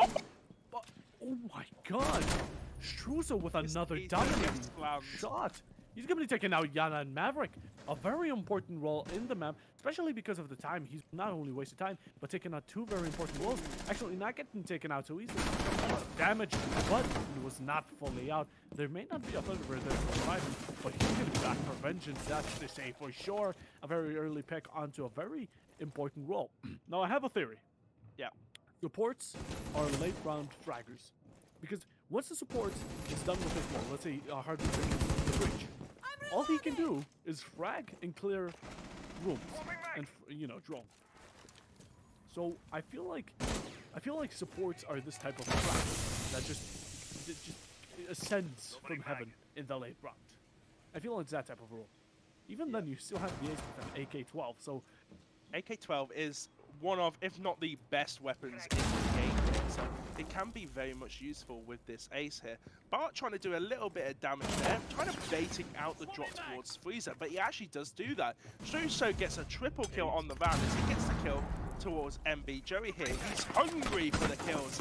He knows where Mats is, he knows where Dallas is. He actually manages to get in towards the dining area. I don't think Max actually knows that. The shotgun swing comes around. Max takes a lot of damage, but he's going to get pushed here from the backside. But Max just has that sixth sense here, as all the players of Humble Academy are going to try and push Max here. He finally gets killed, as Bart gets the kill, and it's a 4 versus 1 situation. It's all up to Dallas here, who's playing towards the outside as Raku gets the kill. And that is Humble Academy's first round on the defensive side here, and that is now 4-3. Or 3, it's actually getting quite close, but it still seems like Vivid has an upper hand. It still seems the aggression is kind of helping them out. It's like a boost, you could say, of sorts. Now, of course, Humble is gonna go to a bit more of an aggression-sided site. I feel like Laundry and Supply can very much depend off of aggression, especially how quick and, I guess, furiously you can take cover, take ground, take control, all that type of stuff. So aggression can come in play specifically on this side, because if you take upstairs quickly, or Freezer or Laundry or something like that, it can be Attackers very need to locate devastating and to the defuse defending bombs. side, not only putting a lot of pressure, or maybe I guess you could say taking their spot, it can also make a whole new round. It can make something, a complete new thing. So, we're going to be seeing how Vivid actually plays it out. In fact, they have the guns, and they have the utility to kill. They Now, have the Humble, ability to kill as well. they do. They have the. I mean, Humble does have the guns, of course, but I think the attacking side has strong ones. They're just. Yeah, in- I think in you say with 10 seconds remaining. let's do a little comparison here. Best gun in the game, in your opinion, attacker 5 and seconds defender left. side. Best gun overall. Overall, Defender? no, overall. I want your best gun overall. Attacker's objective is to The locate a Alda bomb. from Maestro. Order. Ooh. I have to say, actually, I like. Factor? It's a hard one. No, I'm saying overall, so you can include attacking side in as well. I mean, I- maybe. So I like the order on defense. That's definitely my defender side one. But the AR, I think the what is it? Iana's AR. I forgot the ARX? gun name. The ARX. Yeah, I had part of it. I What? think that is actually one of the best weapons. I know Really? it has a low. It's just the way it's played. The 1.5. The operator it is, and that Mr. East is backing me up there as he gets a kill on Struso. No, but But- it doesn't have a lot of bullets. More Yes, a- it has 21. It just has but- damage. It has a lot of damage, yeah. So if you don't hit your shots, it's a very good weapon if you don't hit your headshots. Exactly. Now, if you hit your heads, Well, the I know Vector- it's a very controversial one, but the PDW, Oh, that's a good one. I would say the Vector 51 maybe. bullets. Yeah, I would say Vector. Vector. Actually, the Vector's very good. It's on a very Intel-oriented op as well. We've got the, obviously, the mirror. And you can Goyo. push on, and the Goyo. I tell you a funny story. I actually packed a black ice yesterday, and it was for the ITS large, the Jackal and Mirror primary shotgun. No, I'm kind of mad for the Bravo packs, because Black Ice isn't, it isn't as cool anymore. It doesn't Oh, hold no. the name or carry it or anything like that. But What Bard is right it? now is gonna be hitting the finger, but she's not going down. What fight as the element finishing off. How? I literally had a preemptive boom there, like you're going down. A preemptive A preemptive boom boom. But no, he just wins out that gunfight. I don't know how the shotgun has lost that. That just shows the state of what Siege's in right now with that LMGs. LMGs in the free fire, you can just hold mouse one at any corner and you can get the victory here. Max is going to be looking here towards going down freezer, but he has to be very careful. If he uses his ability and he gets into a smoke, he actually takes more damage. If he goes into a smoke with the adrenal surge activated, this is a very risky opportunity here. The actual grenade, the thing he's playing behind, the ship has been down here, but the push is now going to come down here on the side of Vivid United. A beautiful kill there. That's 3 guns to go off immediately. Make that 4 kills. 2 versus 1 situation in favour of a Humble Academy. It's all up to Dallas here, taking a lot of damage through the smoke. But what can he do in this situation? He needs to go for the kills or get the fusion down. The Malusi gadgets, the one-man gadgets are going down, but he's just going to swing around the SMG with that high fire rate. At that closer range, you're not going to beat it. And that's another round for Humble Academy. It's 2 defensive rounds. And now I'm going to extend the bet towards you again. Meeting or dining? You already know what I'm going. And Yeah. Oh, no! yeah. Before you get to even say it, and they've already given win. Now all they need to do is win. I'm deeply putting my trust into Humble right now, especially because meeting. I feel like it's just better. I'm sorry, Pyro. Yeah, well, not that we've seen so far. Don't bring that up. Don't bring out the previous match. Not that we've seen so far, you know. Attackers So need to locate I and will defuse stick as my many mind. bombs as they We'll can. see how it goes yet, because 3 rounds. This team's been here once before. These 2 teams, and the previous and the minor twice. So the 3 rounds that have been played here have all been losses and have been wins for the attacking side. Oh. How dare you? Oh wait, forget never mind. How? Meeting this game. It's this game. Mads clutched it Oh up yeah, with a the quad Mats kill. clutch. The quad kill Mats clutch. The only reason I kind of forgot that is because of maybe it shouldn't have been a clutch. It should have been a clear win. Well, I can say the What's same for inside the of Humble? impact. I can say the same for the impact. Yeah. It should have been destroyed, but it wasn't. But you know what? Hey, Locate and defuse the bomb. cannot go back, and we can't change it. And the history is there. So if they win this, you know, it's gonna be 2 rounds won, 2 rounds lost. So it's gonna be kind of even out, meaning my bet is still in the neutral, or our bet. Yeah. So you know. Depends if you, well, to be fair, you won the last bet, which is fine. I completely forgot how you even won that last bet, but it's fine. And let's see if you'll win this one. Let's put my self-esteem even more into the dirt, shall we? Put it in depth and call me a depth collector, shall we? Yeah, we'll put it all the way down towards the Mariana trenches, the depths of the earth. But the first kill from Raku comes out onto Mr. Easter. So the top fragger, the second top fragger for the side of Vivid United, taken off the board here. Like, I mean, it's already looking good for me. A lot of time has been...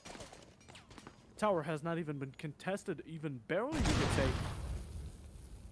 That has been taken off, and that's going to be Mr. Easter. The Yana's going to be taken off the board, to say the least. Of course, Goyo right now being in a very good position.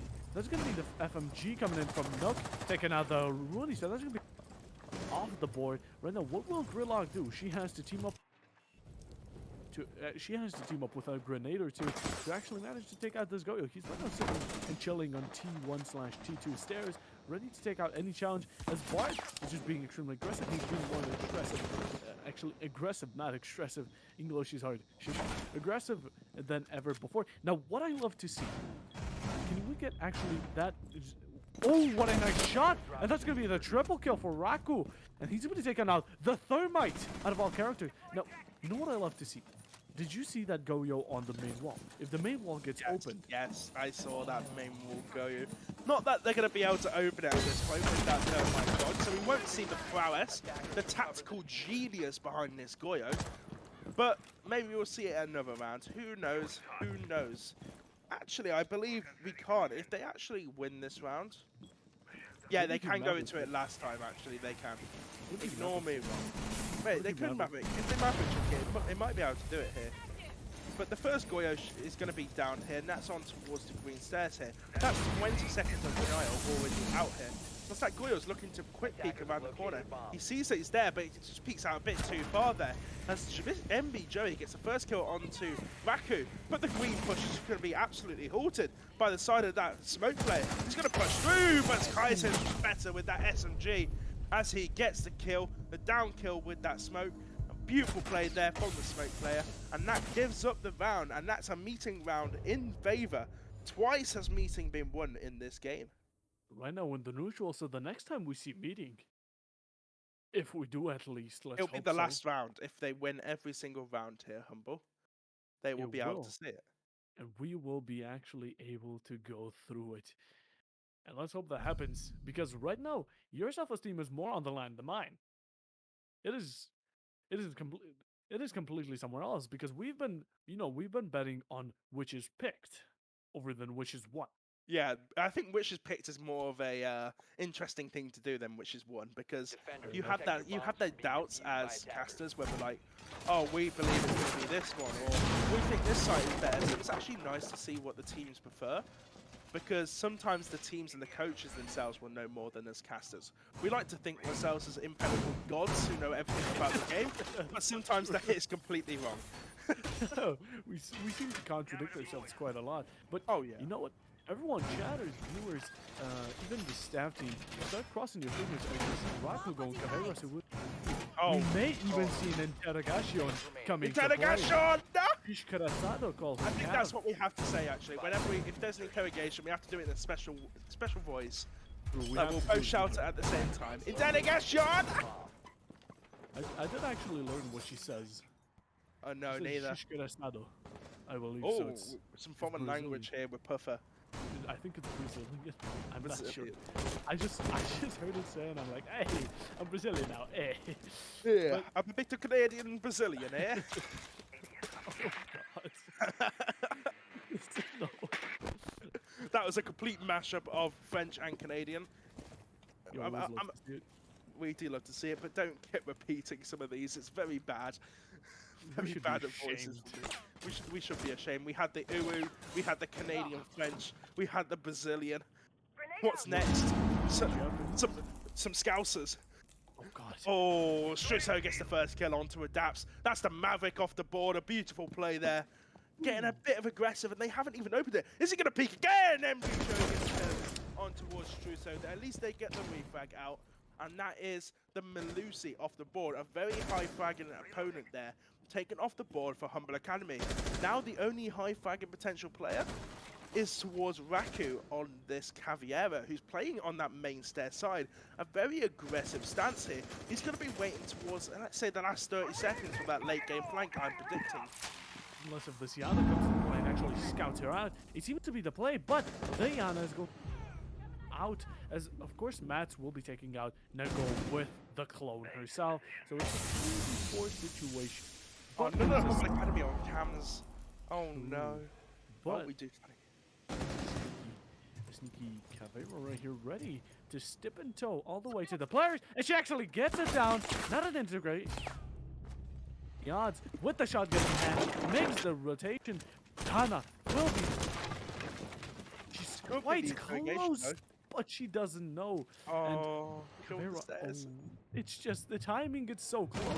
No one knows. They are meters away, even millimeters or seconds away from a gunfight, but they don't know it themselves. As right now, Dallas gets taken out. That's going to be the Thermite with a 3v2 all the way from a 3v4. Smoke as well joining him. That's going to be Cav all the way going up to White. White taking a lot of damage, but he's still alive, not going down so easily. Right now, Raku is trying to help out his fellow teammate. He's trying to wallbang, trying to get anything, but he still has a shotgun. As a kill is going to be transferred over to the sledge. It's a 1v2. Mr. Research trying to get anyone off pick. Right now, they have to play it safe. They have to hold the crossfire, or it will turn out bad if it's a 1v1 situation. As of course, the clone actually did get faked out, and it didn't seem to work out on anyone. As 10 seconds are down, Liana's trying to see wherever she could go. Doesn't see the smoke, or the mute, should I say. Pushes close, takes him out, but a shotgun from behind! The Caveira's going to be winning that, and that's going to be a humble count. Another one more round, and our bet will go. Win downstairs, please. He's sprinting too much there. I know there's 2 seconds left on the board. I don't even know why the Cav ran out there. That was such a risky play from Humble Academy and from the Caveira player, but it works out in the end. And Humble Academy are on match point for this first game here.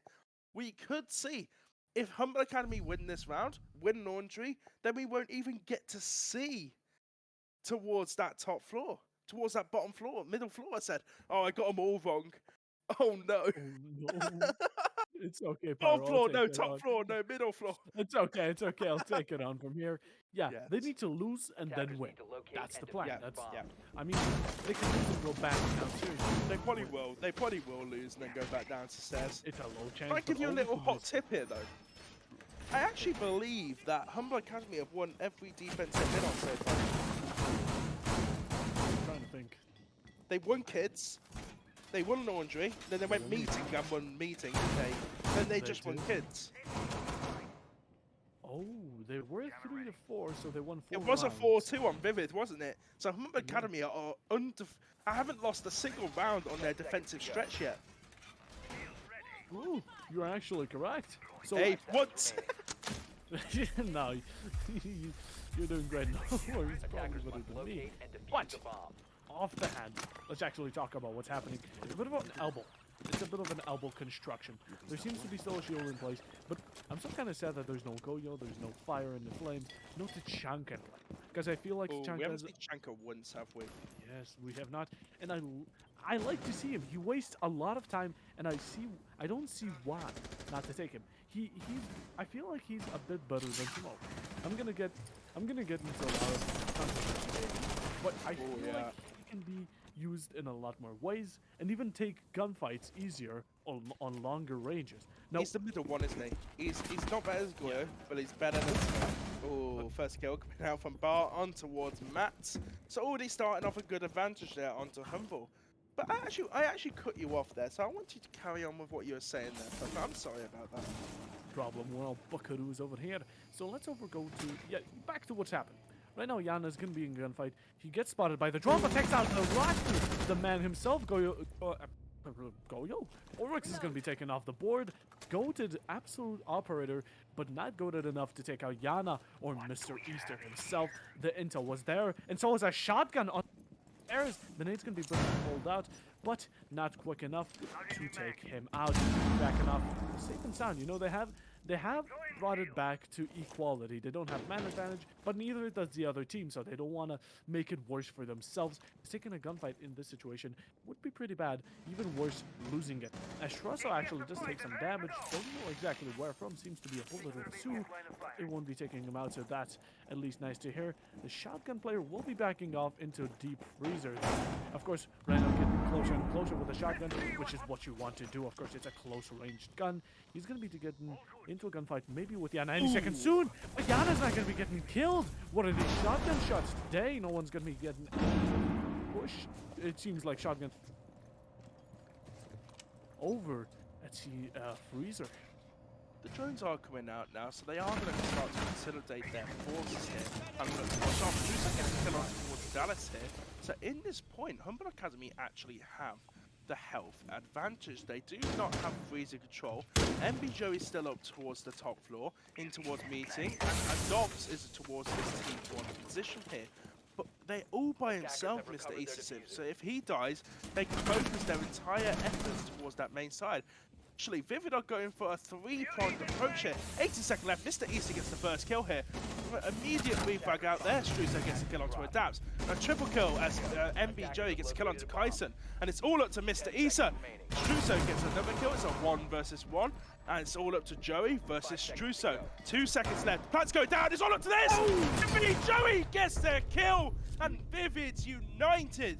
survive another round there. It was literally milliseconds away, but we do go to 6-5, and we could see overtime here. Oh Vivid are my fighting god. for all or nothing. Vivid are literally Oh. fighting for all or nothing. And sadly, we're not going to be seeing dining nor meeting. They're going to be, we gave them Laundry, option yeah. A and B, but they took C. So that's a bit of an unfortunate turn of events for us casters and you viewers. Sadly, the bet will have to be held on. It's neutral right now, and the next time we're on Oregon, Pyro, you remember this, okay?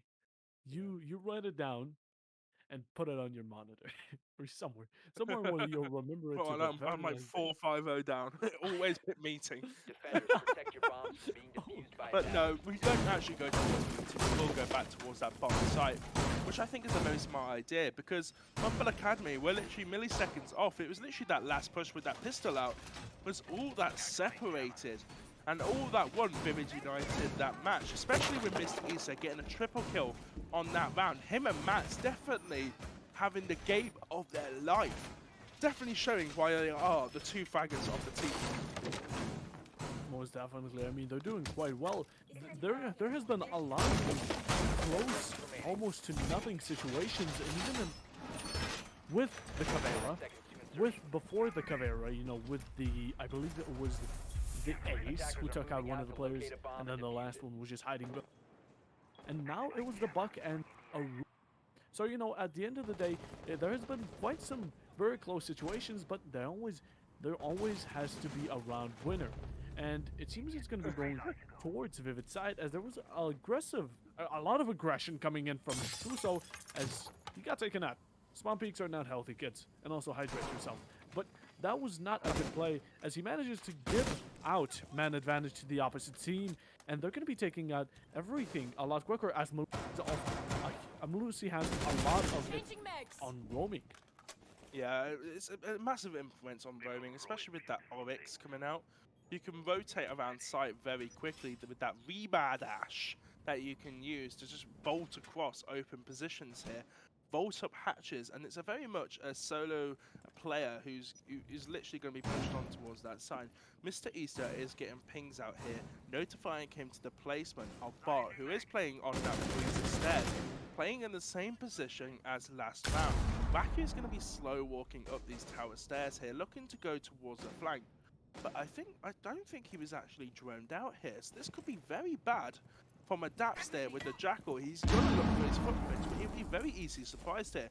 We're going to have a rematch. Or who's going to win this rematch this time? Mr. Easter or the shotgun of Bart? Want to put another bet? No, I'm going to bet for Mr. Easter. I'm going to bet for Mr. Easter again. I support my guy. I support my guy. You support Mr. Easter. Of course, right now it's not going to be happening anytime soon, as Newt did actually back off. And that did not know someone was on tower, but the position was given away. So, that's a bit of an unfortunate. The Orange is going to be backing off, though. The goated operator actually managed to kind of waste one of the tracks Jackal had, and he's going to be going back to the basement. And still, man advantage is there. Of course, it's on Humble Academies, actually on Bits, yeah. But even more now, because Bart's has been down from a grenade. He's being picked up by Raku, but they have got control of white position here. They are going to start to put the pressure down. We've got 40 seconds left, the position's going down. Bart's being killed there with a grenade, but I don't think Mr. Easter knows. Make that 2 versus 5, as all of it's falling apart here. Mr. Easter gets the final kill towards the side, playing towards Freezer, and it's all of Tyson, who gets demolished by a Daps, and we will see overtime in this first game of the major. Wow. It's a new experience, to say the least.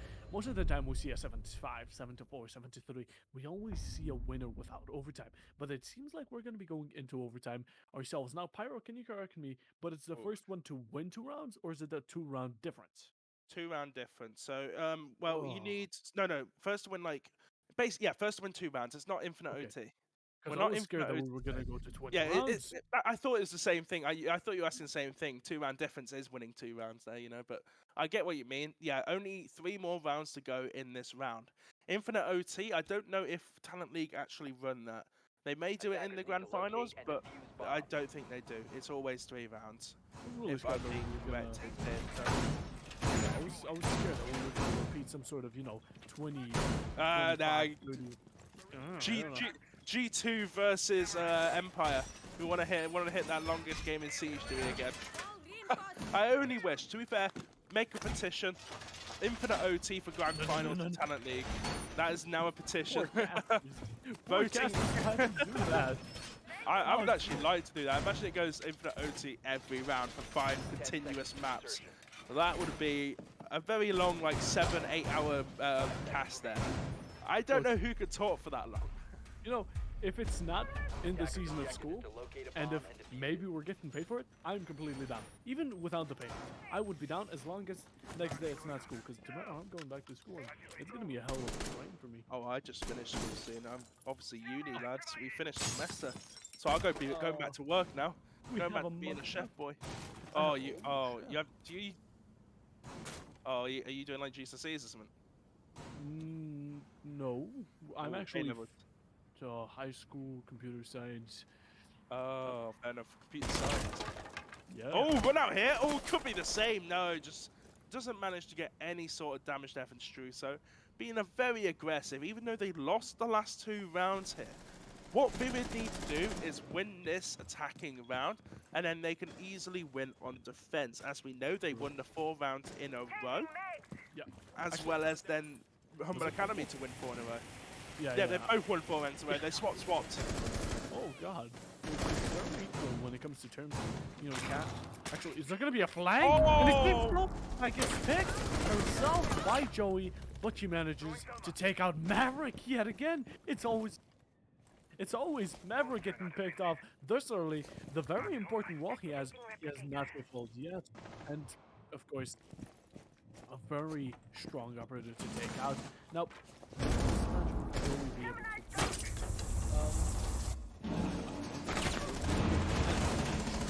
with a kill onto Mr. Easter? Of course, Breach is still open, and a lot of time is remaining. But Yeah. will Vivid be able to do it? They still got their top frag of Russo, and Vivid have the Mats, who is obviously their top frag, with Mr. Easter being taken out on 15 kills currently. First kill, oh no, Struso managed to win that against Joey, but Dallas gets a reback. It's a 3 versus 2 situation at this point, as the ace is going to open the ball and look to go and get the diffuser down. A beautiful nitro there from Bar as he gets the kill towards Dallas. You heard the rip there, and it's all up to Matt here. Gets a nice kill there onto Struso, peeking a bit too aggressively there. But it's 2 shotguns versus the LMG. Now we will see who is actually better. Which gun is actually better in Siege? Is it the LMG with 100 bullets or that high damaging Mothman? The first smoke is going to be coming out here, but the immediate health going back towards Matt. Oh no, the breach isn't fully open here, and he will have to push through that single door here. 19 seconds left, and then no, that smoke comes out. So it will all come down to these last 6-7 seconds, as this smoke does last a total of 10 seconds. So we'll wait down here. The smoke finally disappears. The smoke comes out, but no, the SMG of Kaysen gets the kill on towards Matt, and that is Humble Academy to take the first round in OT. All they need to win is actually the round and the role they're comfortable on. Of course, defense, they've done extremely well. So has Humble, but Vivid seem to be doing a lot better at the start, and they see me coming back in the role of, winning and the upper hand. So if they can continue one more round, if Humble can win this one more round, it should be good. Be over. All done and dusted for them. Enzo. And then they will have to literally... Yeah, all they will literally have to do is win this map and then win the next map. Obviously, this being Humble's map, so they do have a slight advantage with them picking this map, being a bit more aggressive and more used to this map. But Vivid are known to be a team that can play on any map, so technically they're putting up a very good fight, and that is expected of them here. They are going to go towards that top floor on the kid's site here. So Puffer, are they going to win it here? Are Humble going to win it on attack, or are Vivid going to get the defensive round and we're going to go to 7-7 overtime match point? Look, I'm not based, and it's not my job to tell tell you which team will win, No. but I feel like Vivid can still come back. It's because whichever team has been on defense seems to be 5 a lot seconds more left comfortable before there. So I feel like Vivid has a chance. I feel like Vivid can still do Attackers it. must locate It's and not defuse impossible for bomb. Humble to win. Of course, with Vivid proving to be a lot better on defense than attack, and same goes for Humble. A lot harder and tougher to pull through. But do keep in mind that, of course, we don't have a Caveira, we don't have too much of a roam presence. We have a lot of side players. You know, they extended a bit more far into armories, we see, but we don't see too much aggression. Actually, you know what, take it back. Joey's gonna be correcting me on that statement, as he's already playing in T2. Now, Raku's being actually pretty quick about things and just taking out the bottom floor, trying to take out any sneaky player being there, but there's gonna be none to at least follow. So of course, Mr. Close, actually right a floor above, it's gonna be getting pushed fairly quickly. I mean, Kitchen right now is gonna get pushed out, but where will Ella have to retreat? The thing with Ella is she's a very, if you're on the roam, your goal of the roam is not to get kills, but to waste as much time as you needed. You wasted 1 minute 15 here, there's 1 minute 45 left into the round. So push off, make them force to push towards you. You've got the drone on you, now you're stuck in that area, so you've got to play your life here. As you, Barneys is going to get a kill on Mr. East there. He went the wrong way.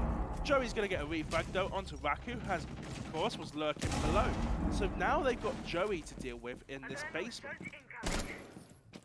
Yeah, Joe's going to be a big thorn in their side to keep away from. Of course, him being the flagger, it's not man advantage that's in this problem, but it is going to be Joey. Because of course, Joey has been seen to do quite devious things, quite strong plays, and especially with that in hand, and him being a flanker.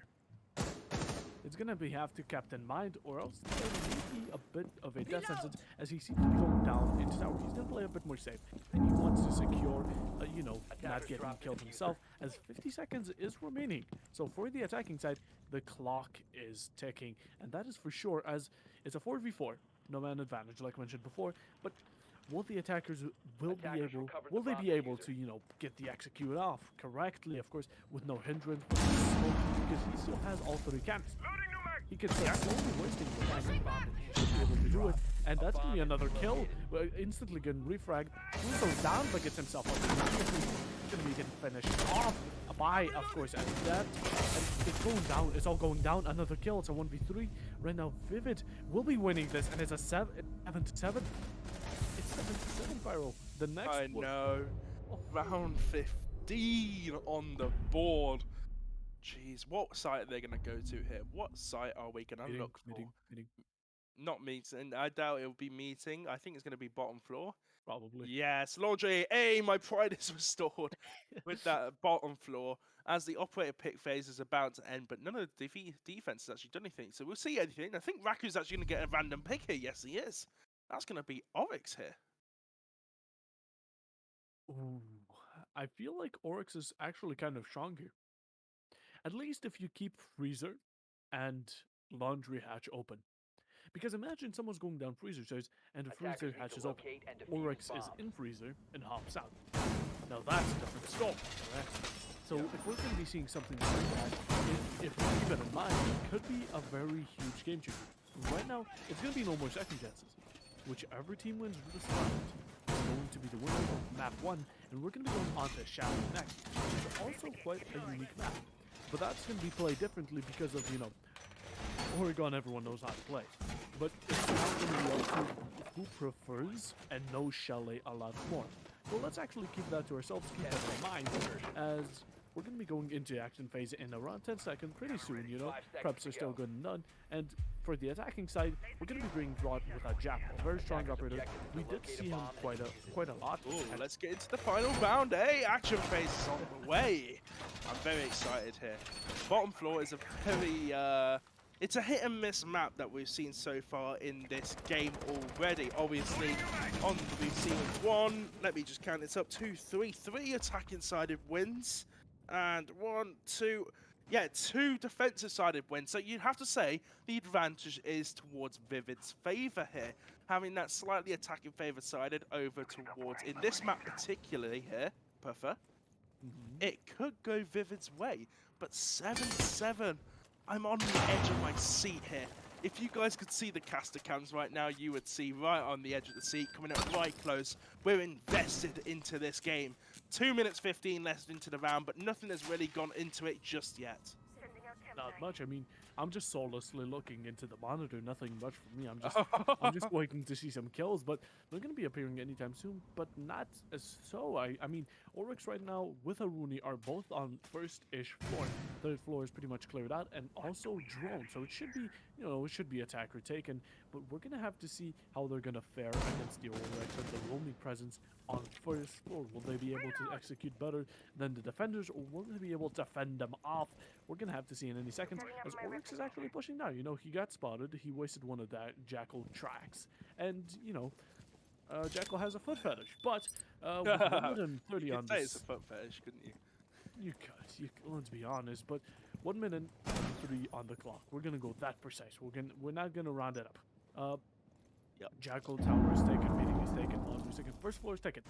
All the attackers have to do for Vivid to win is just execute correctly and get to that part. They don't have to take too much gunfights, unless of course a flank comes in, all that kind of stuff. They should be able to fend off against it better than usual, because they have everything under control pretty much. They have the site, and they even have breaches, they have hatches because of What can you say about this round, though? What I actually like about both of these teams is they're playing very passively. You can tell it in the way they've done it. 45 seconds left, and no one's been killed on either side of the team. So it is going to come down to these last couple of seconds here. And what's going to happen is this phase, how they're going to push in, it's all going to come down towards this SQ.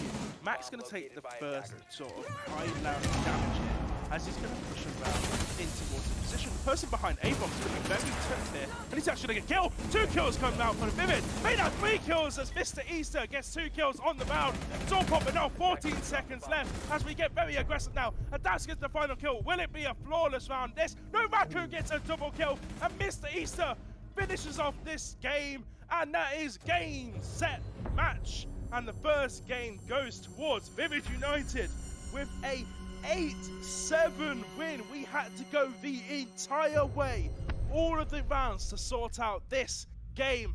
And I'm very much looking forward to the next map on Chalet. What an absolute match. I mean, it came down all the way. 18 to 11, 17 to 10. Oh my god. Seconds. And at the end of the day, it was kills in a second. It all happened in the matter of a blink, and it didn't even waste too much time. But there were, like you mentioned, Pyro, it all happened in an... Actually, they were 30. playing extremely passively. Passive, yes, yes.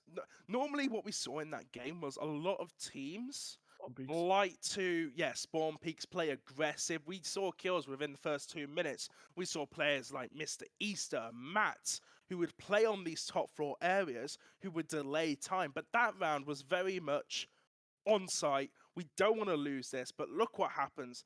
The attacking side come away with a victory, and Vivid United have secured points for this game. They mostly have, but with that in mind, we're going to be going over to a break. We always need a break. The Yep. teams need to talk things through, and us casters need to talk about the bets. So, hope you will stay tuned. Please stay tuned. These matches are just gonna, and rounds are just gonna get more intense. So the more you stay, it's gonna be better and a lot more enjoyable for you. So we'll be seeing you then. Bye bye.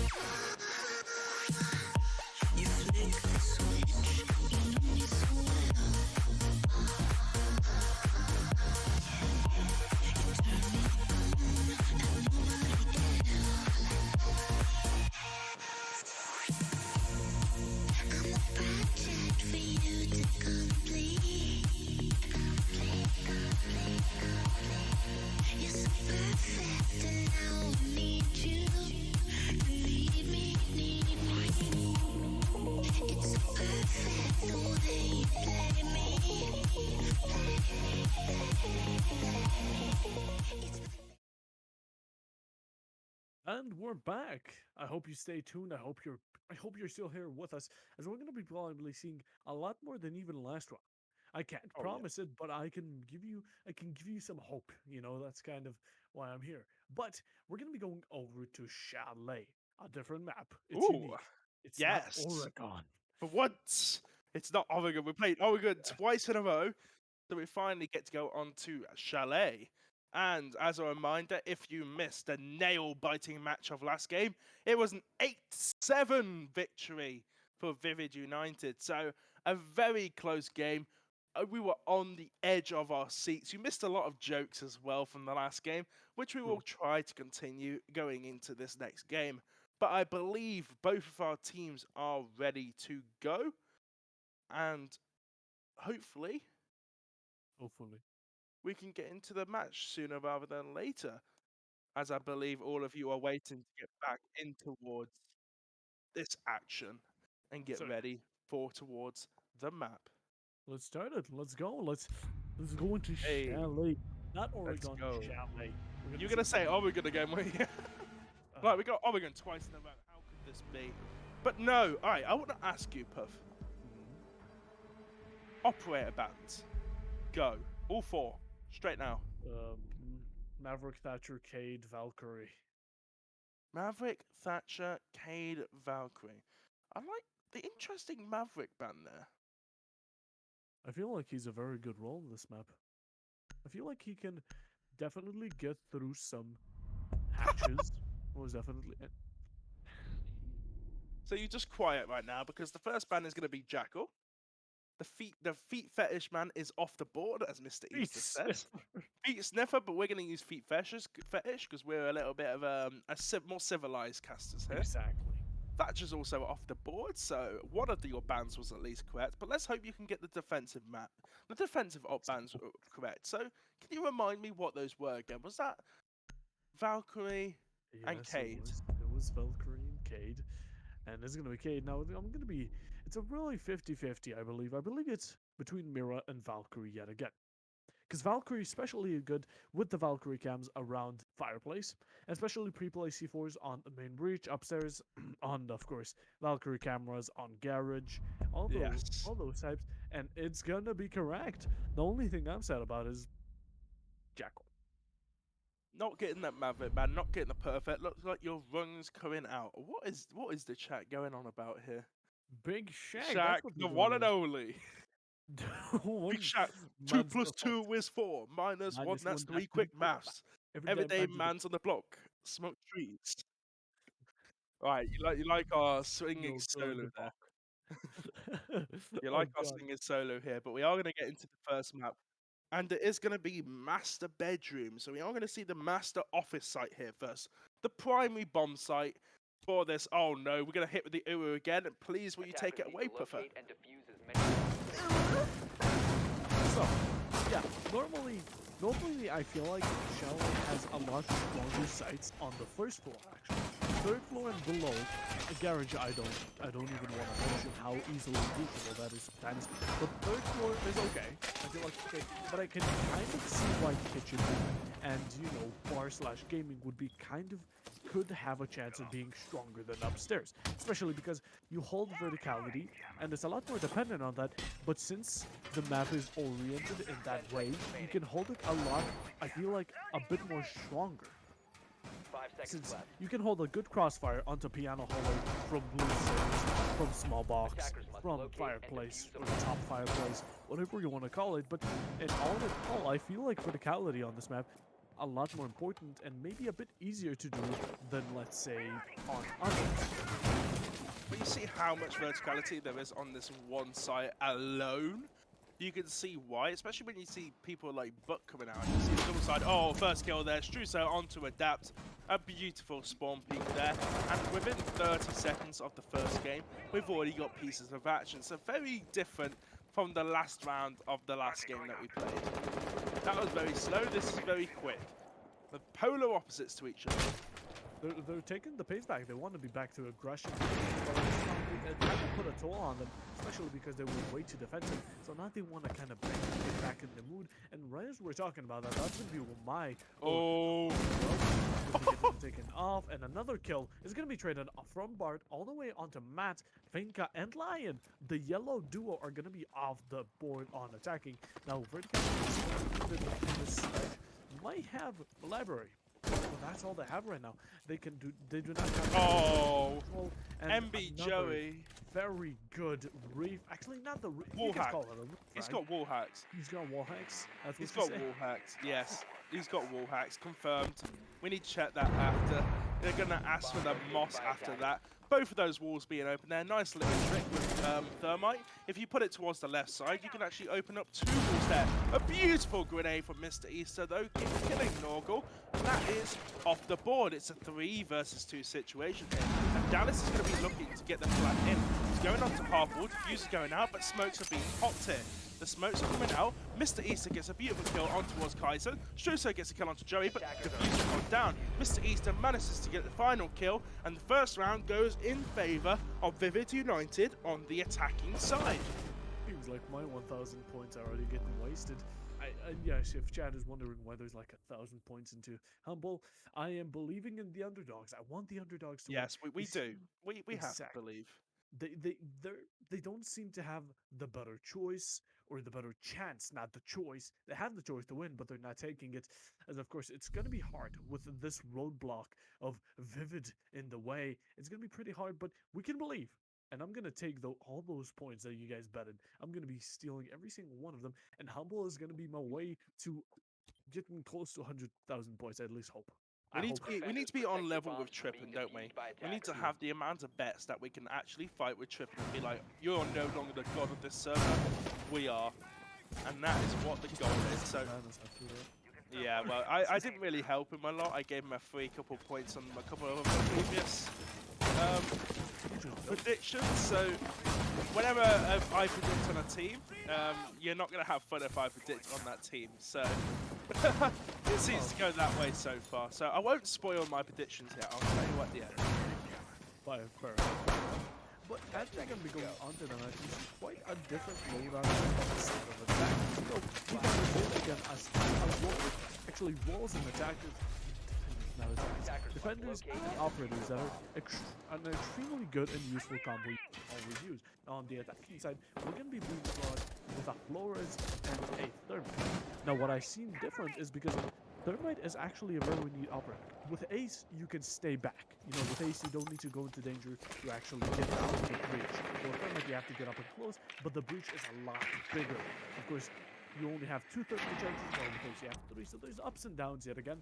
But you know, taking Thermite is quite an interesting choice, as they also have a secondary, you know, breach like Buck or something like that. So Thermite is gonna get picked off.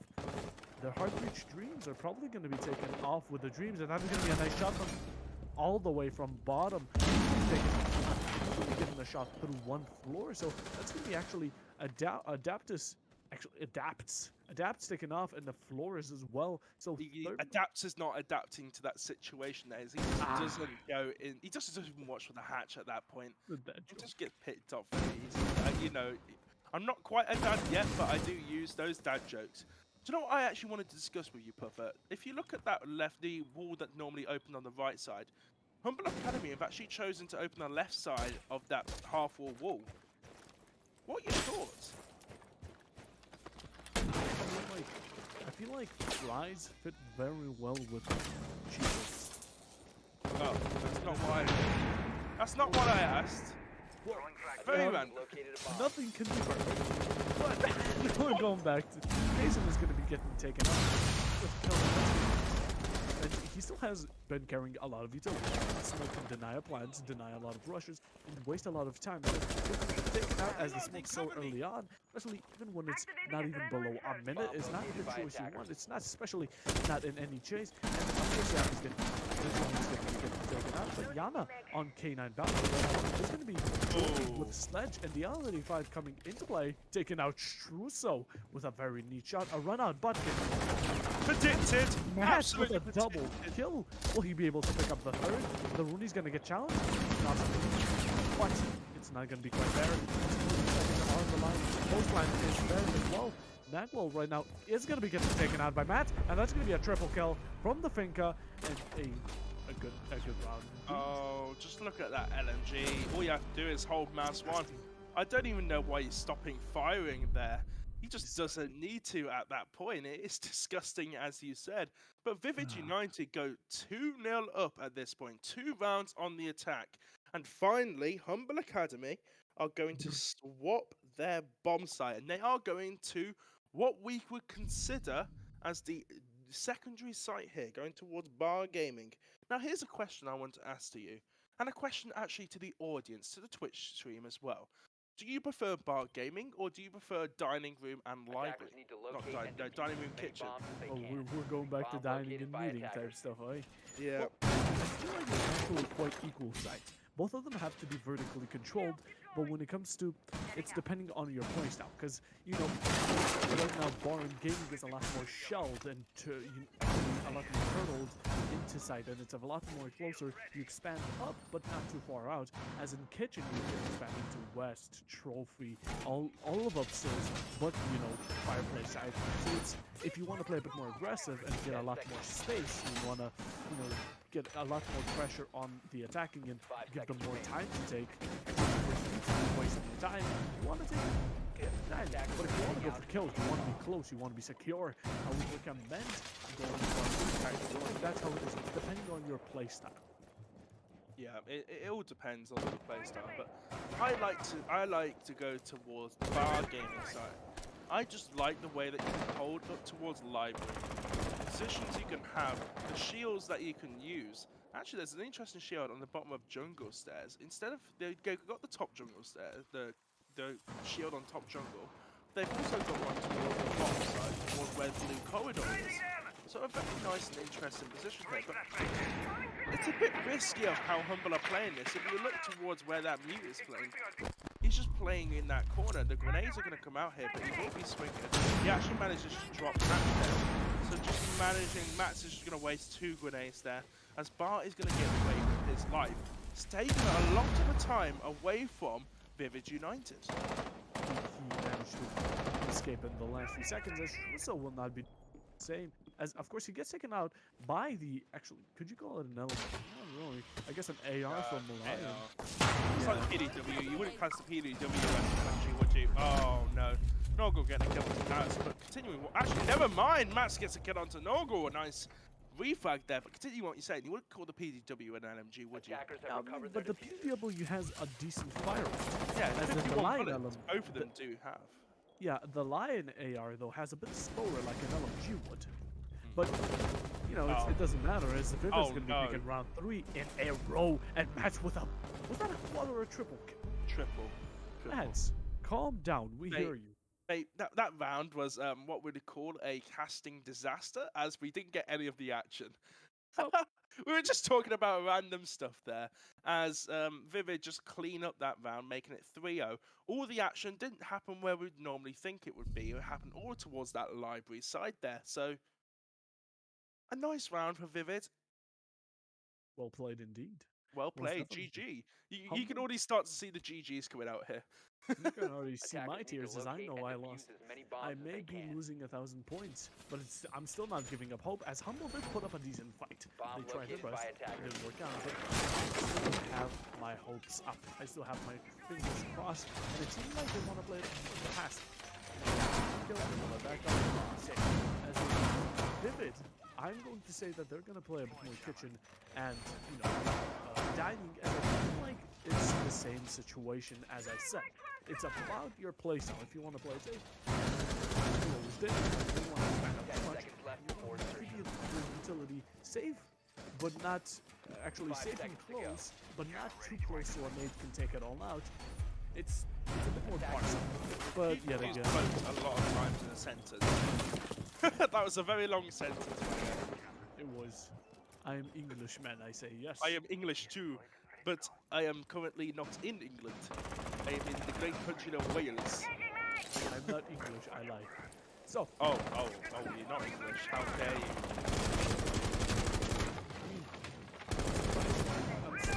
Yes, actually, well, Slovenia, Slavic country. I guess you could. Yes, you would. Kretz, if you're wrong, any of the people who are from the Slavic region here? Slovenia, was it? Yeah, It's like Slovenia. Slovakia. Yeah, it's like Slovakia, but A. It's just how we say it. Bark is actually in the same position, which I'm very worried about. Flash has come out. Bark might not be able to rotate here if Dallas actually gets position in. Smokes are coming up to support Bark, but Matt with that grenade, if he manages to pull this off silently, could get a kill on Bark. Bark is still very low on health. The rotate with Kaizen off of towards that mezzanine area. So all that's on top floor is Struso. Oh, first kill coming out. A beautiful kill from MB Joey there onto Kaizen. Got a bit too aggressive. Another kill onto Struso. Will this be a third as he knows that his player playing in that trophy area? The player comes out, the energy comes out, and Max gets the kill onto Bart, but Raku gets a reflex. It's a 4 versus 2 situation. But this looks like a vivid round. The fuse is going down as one player will be tasked with the covering, and that'll be Adapts who will be trying to cover, and Matt, all with these LMGs here, gets a kill onto Noro. It's all up to Raku. He's going to try and take Library above. He has a monumental task ahead of him. Gets a beautiful headshot there onto MB Joey, but does he know where the remaining players from the side of Vivid are? No, there's one in that closet area. Doesn't manage to get the sight line from the above angle, but there's just one on the rappel. Dallas with the beautiful kill with the Habano Hollow A. And that is a beautiful round from the side of Vivid. And more importantly, that is now 4-0 up. 4 rounds in a row, very beautifully played, and most definitely it's an extreme balance between passive and aggressive. So they're playing this perfectly. Passive aggressive. Ooh. Exactly. They're playing Yes. this on the spot, and we're gonna be going over to kitchen and dining. So Humble feels like they want to counter that aggressiveness and want to play it themselves. So they're gonna give it a try and see how they can counter or play against Vivid's aggressiveness themselves, especially with an alibi being in play quite a lot. I kind of respect the decision. It's not Warden for the shield or Attackers anything need to like that, locate and but it's defuse going to be bombs. alibi in return. So it's always something like that. And on the defensive side, not really such an offer. It seems to be always the same. Yeah, always that mute and smoke combo. We do finally see a switch up in sights though, Attackers have located a towards that titching dining room side. So hopefully this will be a change of scenery, a chance for Humble Academy to get around. Now the key to this site is to hold top floor. You have vertical play, you hold towards Piano, you hold towards Solarium. And the team from Vivid, what you're expecting them to do here is to push into Library and then take towards the bottom lobby. But look at this double shield setup as our observer here is zooming in and out of. It's a very nice strat that will be used very well here. But is this a rush coming out from the side of Vivid United? No, just an early aggression from the Jaeger of Struso here. Max is going to push in towards this bottom area, in towards Gaming Room, looking to try and identify where Struso had moved to. Obviously, we know where he is. He moved towards the top floor. He is playing for time wasting. Never mind, that being said, Mr. Easter gets the kill onto Struso. So Humble Academy are already 1 man down in the start of this round. They had a chance on Oregon, but they didn't mean to, or they didn't have a chance to end it all. Because Barneys also taken out that's going to be another shot. And it's 3v5 right now, looking very bad and very good for Vivido, but it's going to be getting taken back by Kaizen, who gets a kill onto Adept. And that's going to be the Lion off the... With still some verticality, some upwards control, they're going to be trying to hold their own ground without any issues. But it seemed like Humble is not doing the greatest on this map. On Oregon, they can hold their ground, but Chalet doesn't seem to be in their plan. There's At least 2 people top floor and 1 below. If Vivid United actually figure this out, they could do a rush on towards site and get the plant down. But they're actually deciding to go towards the floor with the diffuser no less. Ooh, not the best plan, but it's all they got. They can try going to first floor, but they would have to watch out for that. So it's just too much to work with. Might as well take out upstairs while you still can. With 1 minute and 15, they don't have too much time, not too little as well. The Hizzo have time to drone, and as Matt actually starts to get close, it seems that the ping is going in. He challenges the Mouse gets one. killed. Oh, That's a no. 2v4 for the Finka player. Kaizen going back up to try and do like his fellow fallen comrade. Will he be able to do it as he's so loud? Timing! Out. As soon as he takes away, that's a be able has been located. Quad pushes in, and he's very close to Nagwal. Will he be able to take it out? So It's cat and mouse. it will not be taken out, as it's a 3v1 right now. Player still has all of the canisters on him. The plant situation is down. Attackers are activating the bomb diffuser. Saying that, we're flying down. They do have a tough situation here. One player above, and Dallas is going to wrap it up, getting the kill from behind that bomb site, just peeking out a bit too much there. You have to be aggressive in that situation. You have to do it in 1 versus X situations, and it just didn't pay out for them. And Vivid United take a 5-0 lead. Could this be a flawless game? Well, at least let's hope not. So, That's not hope, but it's looking that way. it is looking that way, and they have an upper hand. They seem to have practiced Chalet a lot, and way too much. And Humble on the other side, they have the strats, they have the team chemistry, but they don't have the experience on Chalet. At least it seems. If wrong, and they only played Chalet up until this point, please prove me wrong. But Attackers need to locate and defuse bombs. it's gonna be a bit hard to get back from this situation. Of course, they're gonna be going back to dying. You know, they feel like they still have a chance. It was back to 1-3, but it was the best result they've had so far. I think that's the sort of thing with teams, though, is if you have a team like Vivid United who can play any sort of map, you have games which are going to be really close, which we saw last map with Oregon, or you're going to have games like this where the other team don't know how to play it, and you're just very good, and you can easily flawless 7-1, 7-0, and actually destroy your team, the enemy team's mental game. So I think that's a good thing about Team Vivid being a very diverse team, and it's paying off absolute dividends for them here. But Humble Academy have gone back to Kitchen, so currently, let me remind you of where Humble Academy have been to. They went Master, which they lost both times, Bar, which they've lost both times. Last round they went to was obviously the same site here, going towards that kitchen dining side. So will we see a similar thing where they go, oh, we play 2 rounds in a row and lose? But first kill comes out for Humble Academy on towards Dallas there. It doesn't seem so. I mean, the thermite out of all operators, which is just a huge impact. The Heartbreach will not be enough, meaning they're going to have to push the Piano or Solarium or Windows, which is going to be hard to take without the main breach in hand. It's just going to be way too hard to extract or, you know, form off of, especially because thermite is just such. If you don't have a secondary Heartbreach, even with a buck or someone having a Heartbreach device on the hand, it would have still been better. Even with if you sacrifice flashes or nades, it's still better to have that than lose a player and then have to completely revamp everything.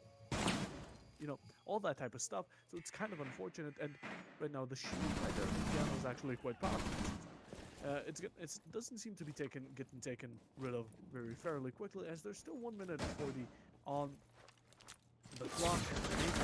They end up fight it, but will he be able to, as the shield gets taken out? Actually, it seems to be taken out, but Raku fights back. A few HPs on the clock. Will he be able to? That's a double kill from Raku, and will he be able to? What a Really a flawless round, though, to be fair. At this point, both Kaizen and Raku are very low on health, but it's a 5 versus 1 situation. How is Adapt not getting that kill at that situation? The pre-fire comes in, but at that point, Raku's just better than him. And it's all up to Matt with this LMG here, who doesn't even get a chance to get a kill, and Struso gets the flawless round for Humble Academy.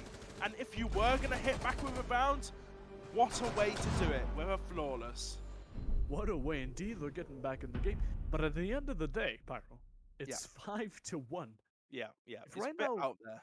if Vivid win one more round, Humble Academy will be actually having to fight for all or nothing.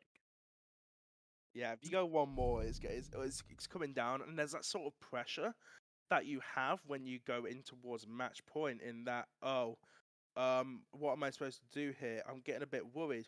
One more mess up, one bad roll, and we could lose this. And that starts to get into your head, starts to play in towards your mental. We'll cover this into podcast, actually. So make sure to go watch that.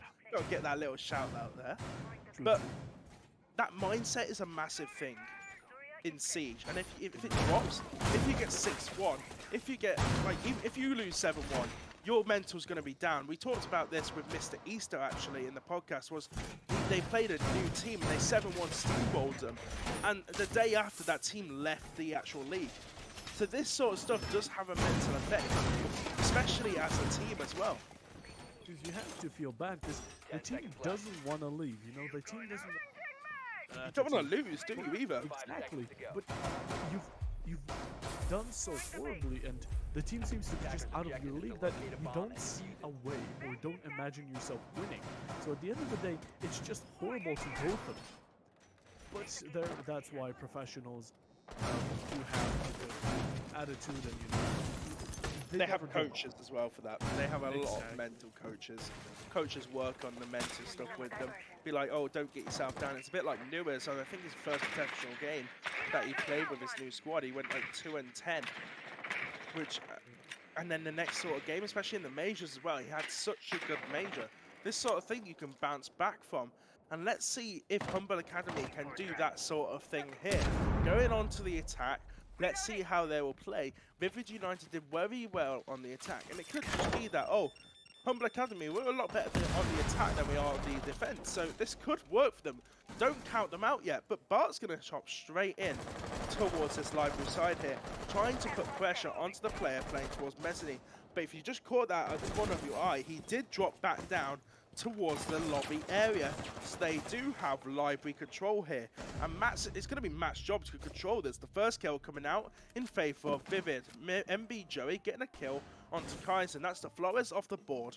Only 2 of his RCE drones actually being used that round to clear out that shield that we just saw there. Thank you to our observer. Or it would have been a lot better and a brighter, of course, upbringing, especially with his drones.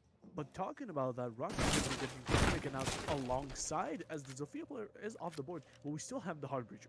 We still have the sled, and we still have the finger. You have the key aspects. Exactly. And this is what you need. And if they got rid of these two, let's say like Hibana and Finka first, it's a completely different story. But you know, I feel like Zofia and of course Flores on the other hand are a complete different thing. And that's almost Truso getting taken out. Not quite, but almost by the SMG 11. And of course, LMG getting dropped onto Mads. Of course, Adapt being dropped. But not taken out completely. It's going to be very close. Of course, right now it's a 3v4 situation. It's very close, but getting brought down to a 3v3. HP is in favor of Humble. But will the players change anytime? And will the man advantage change? And right now it's getting Oh, why? kill onto Vivid. It was completely fine, but they decided to drop it. They've actually thrown this round. They had a 4-man advantage. And Vivid United have thrown 5 people in a row without an answer. And that was a beautiful comeback there from Humble Academy. Looking dire at the start of that round, being in a 5 vs 3 advantage with a minute left into the round here. And they just throw it. They just run out in situations where you shouldn't run out. That is where you should not use aggressiveness. That is where you should not be that aggressive. You really shouldn't. I mean, all they had to do. The thing is, the defenders don't need to push. Yeah, It's they the don't. attackers. The attackers the- come to them, don't Yeah, they? exactly. Yeah, it's the attackers that have a time limit, not you. You can wait, and you should be fine. So, you know, Vivid actually turning the roles, it doesn't seem to work out for them. They try to play aggressive, and they try to play like they normally do. But they're even if you're an aggressive player, you should realize that they're running out of time quickly. They don't have much time left. And if we can just hold this one angle versus these 3 angles, we should be completely fine. But They decided- need to be passive, a lot more passive than aggressive. But that is what Vivid United aren't really known for. They're not known to be a passive team. So you can see why they did it. It just didn't pay off for them that round. But their early aggression did. So they can be aggressive, but not too aggressive. There's a very fine line between peaking. But it's basically the difference between being confident and cocky.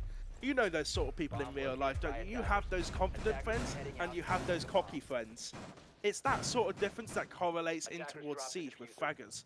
You can't be too aggressive, but you need to be aggressive enough that you get these early picks. Because the first pick in a round normally means that your team will win the round, as long as you don't mess anything up.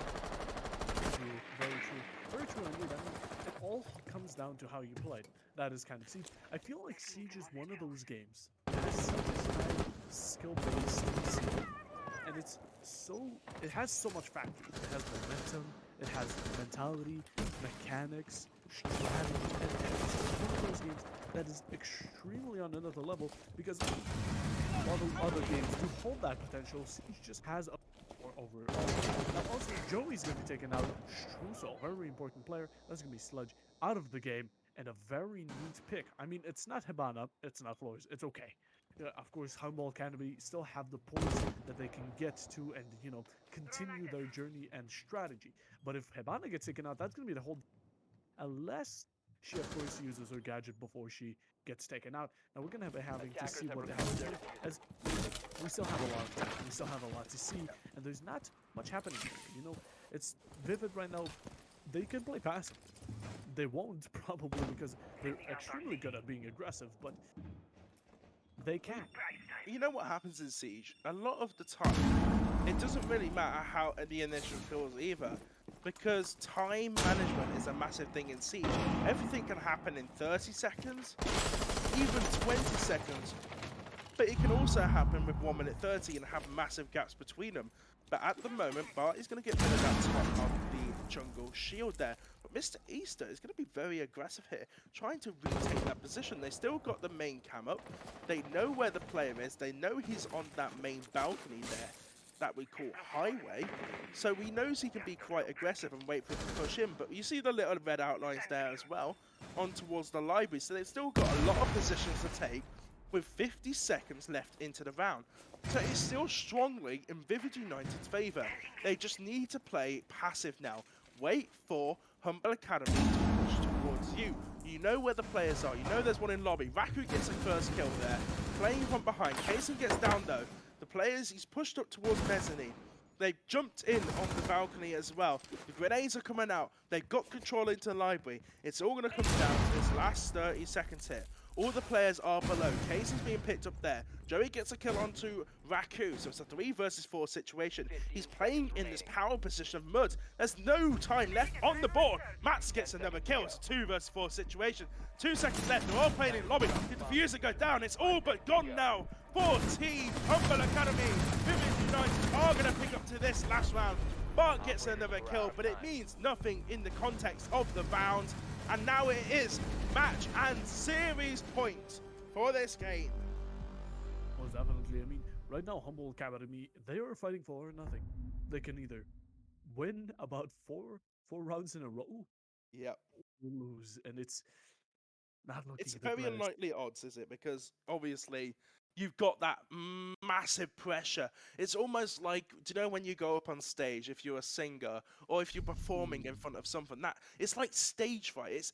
It's that sort of pressure, that sort of confidence. It also it's very hard for you to come back when 6-2 down. But do you know what even stacked against you as well? That Vivid United have that confidence, be like, one more round, lads, and we've got it. We've secured the 3 points. Especially as if if Humble Academy lose one, they don't get any points. This goes down as a loss on their record. And Vivid United push up higher towards the table. I mean, what's even worse is Vivid right now can be pretty chill, and you play your best when you're completely calm. You're not tryharding shots against them, but when you're calm. And since they know they need to win one more, you can be completely and utterly calm. And that's a hard advantage, as Humble is right now, I am assuming, if they're not great, but I'm assuming they're being a bit stressful about, can we win this? We need to win this.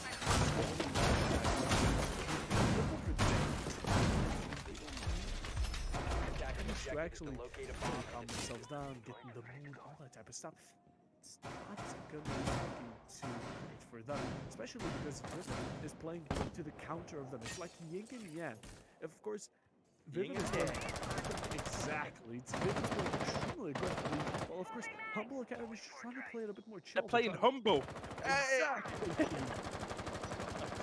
Oh, you're cringing in your seats right now.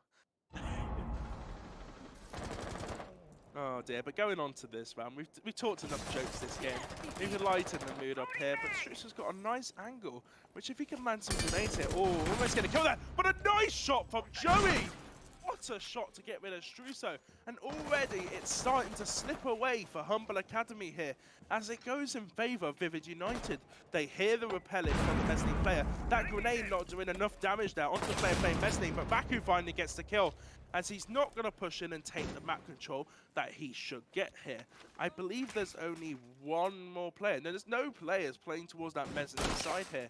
They're all playing towards below. We see Mr. Easter playing below, and he could get the flank here up towards Jungle Stairs, but he's going to wait later on in towards the round.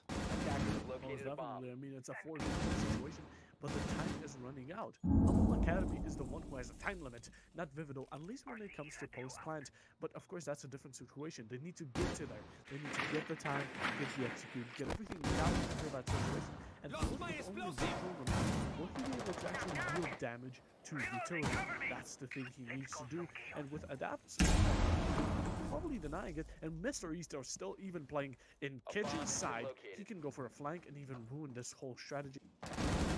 Corner too much to the very last, and Adaption just peeking out. He could have been taken any second, and Humble could have changed the outcome. As he has all 3 canisters, he can start throwing them without a problem. The drones are getting in. Kaizen is taking damage. Hunter is taking 7. It's all going down. As Smoke gets taken out. It's pretty much right now. It's back-man advantage. Humble can still do this. Will they finish it? Dash on this window gets taken out. Oh, what a run out! Not Mr. East. Bart and Nagwell both taking damage. One of them getting downed. The other one getting actually taken out. Dallas as Kaizen gets taken out by the MG. Right now, Bart is in rage. He gets taken out. It's a 1v4. Actually, a 1v2 situation. Blind. Fake guys down. She doesn't have it. It's reload. Oh, that's it! It's all gone! Vivid United have secured the victory, secured their 3 points. Mr. Easter with the TK, and he just manages to win that 7-2 as all the players from Humble Academy do leave the game. And that is it. It is all over for once and for all. It was a long journey to say the It's a least, very but long journey. they managed to end up with, of course, Team Vivid. Very well played. They ended up being the better team on both maps. Very close on Oregon, but Humble Academy didn't manage. There always has to be a loser, and it seemed like it was Humble. Well played from both teams, and Hyro, that's it. Oh, it was such a good game. The first game was so close, that 8-7, but it was all blown away with that 7-2 victory there. So, a 2-0 victory there for Vivid United. I have also got some news from further along in the Major League as well. There was a match between Laburnum Gaming and Maestria. Obviously, Laburnum Gaming in that 4th position, and Maestria being in that 7th position. And that was a 1-1 draw. So Laburnum Gaming and Maestria drawed.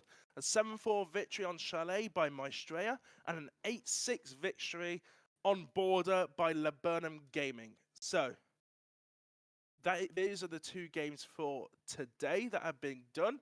If you need a recap of today's scores, there was first of all the minor game, which was played between Goldinis and Barneys Trusted Dinosaurs, which was a 7-5 victory for Barneys Trusted Dinosaurs. A very upsetting victory there for Goldinis, who were on the top of the leaderboard. And then obviously this game, which was a 2-0 victory for Vivid United there. Mr. Easter living up to his potential and actually being correct in his predictions there. So we've got the leaderboard up for the majors, and that puts Vivid United up into 2nd position. And that puts Humble Academy in the same position, back down towards the 6th. 2nd place for Vivid, though. They are getting up there, 3 points behind Praetorian. They're going up, and they're well deserved. They play absolutely astonishing. Well, Oregon was equal. Chalet seems to be their cliche. It seems to be their, their close ground, their close talent. And it seemed like in Talent League, they most definitely showed it, and they managed to come out the winner. So I've mentioned it once, and I'll say it again.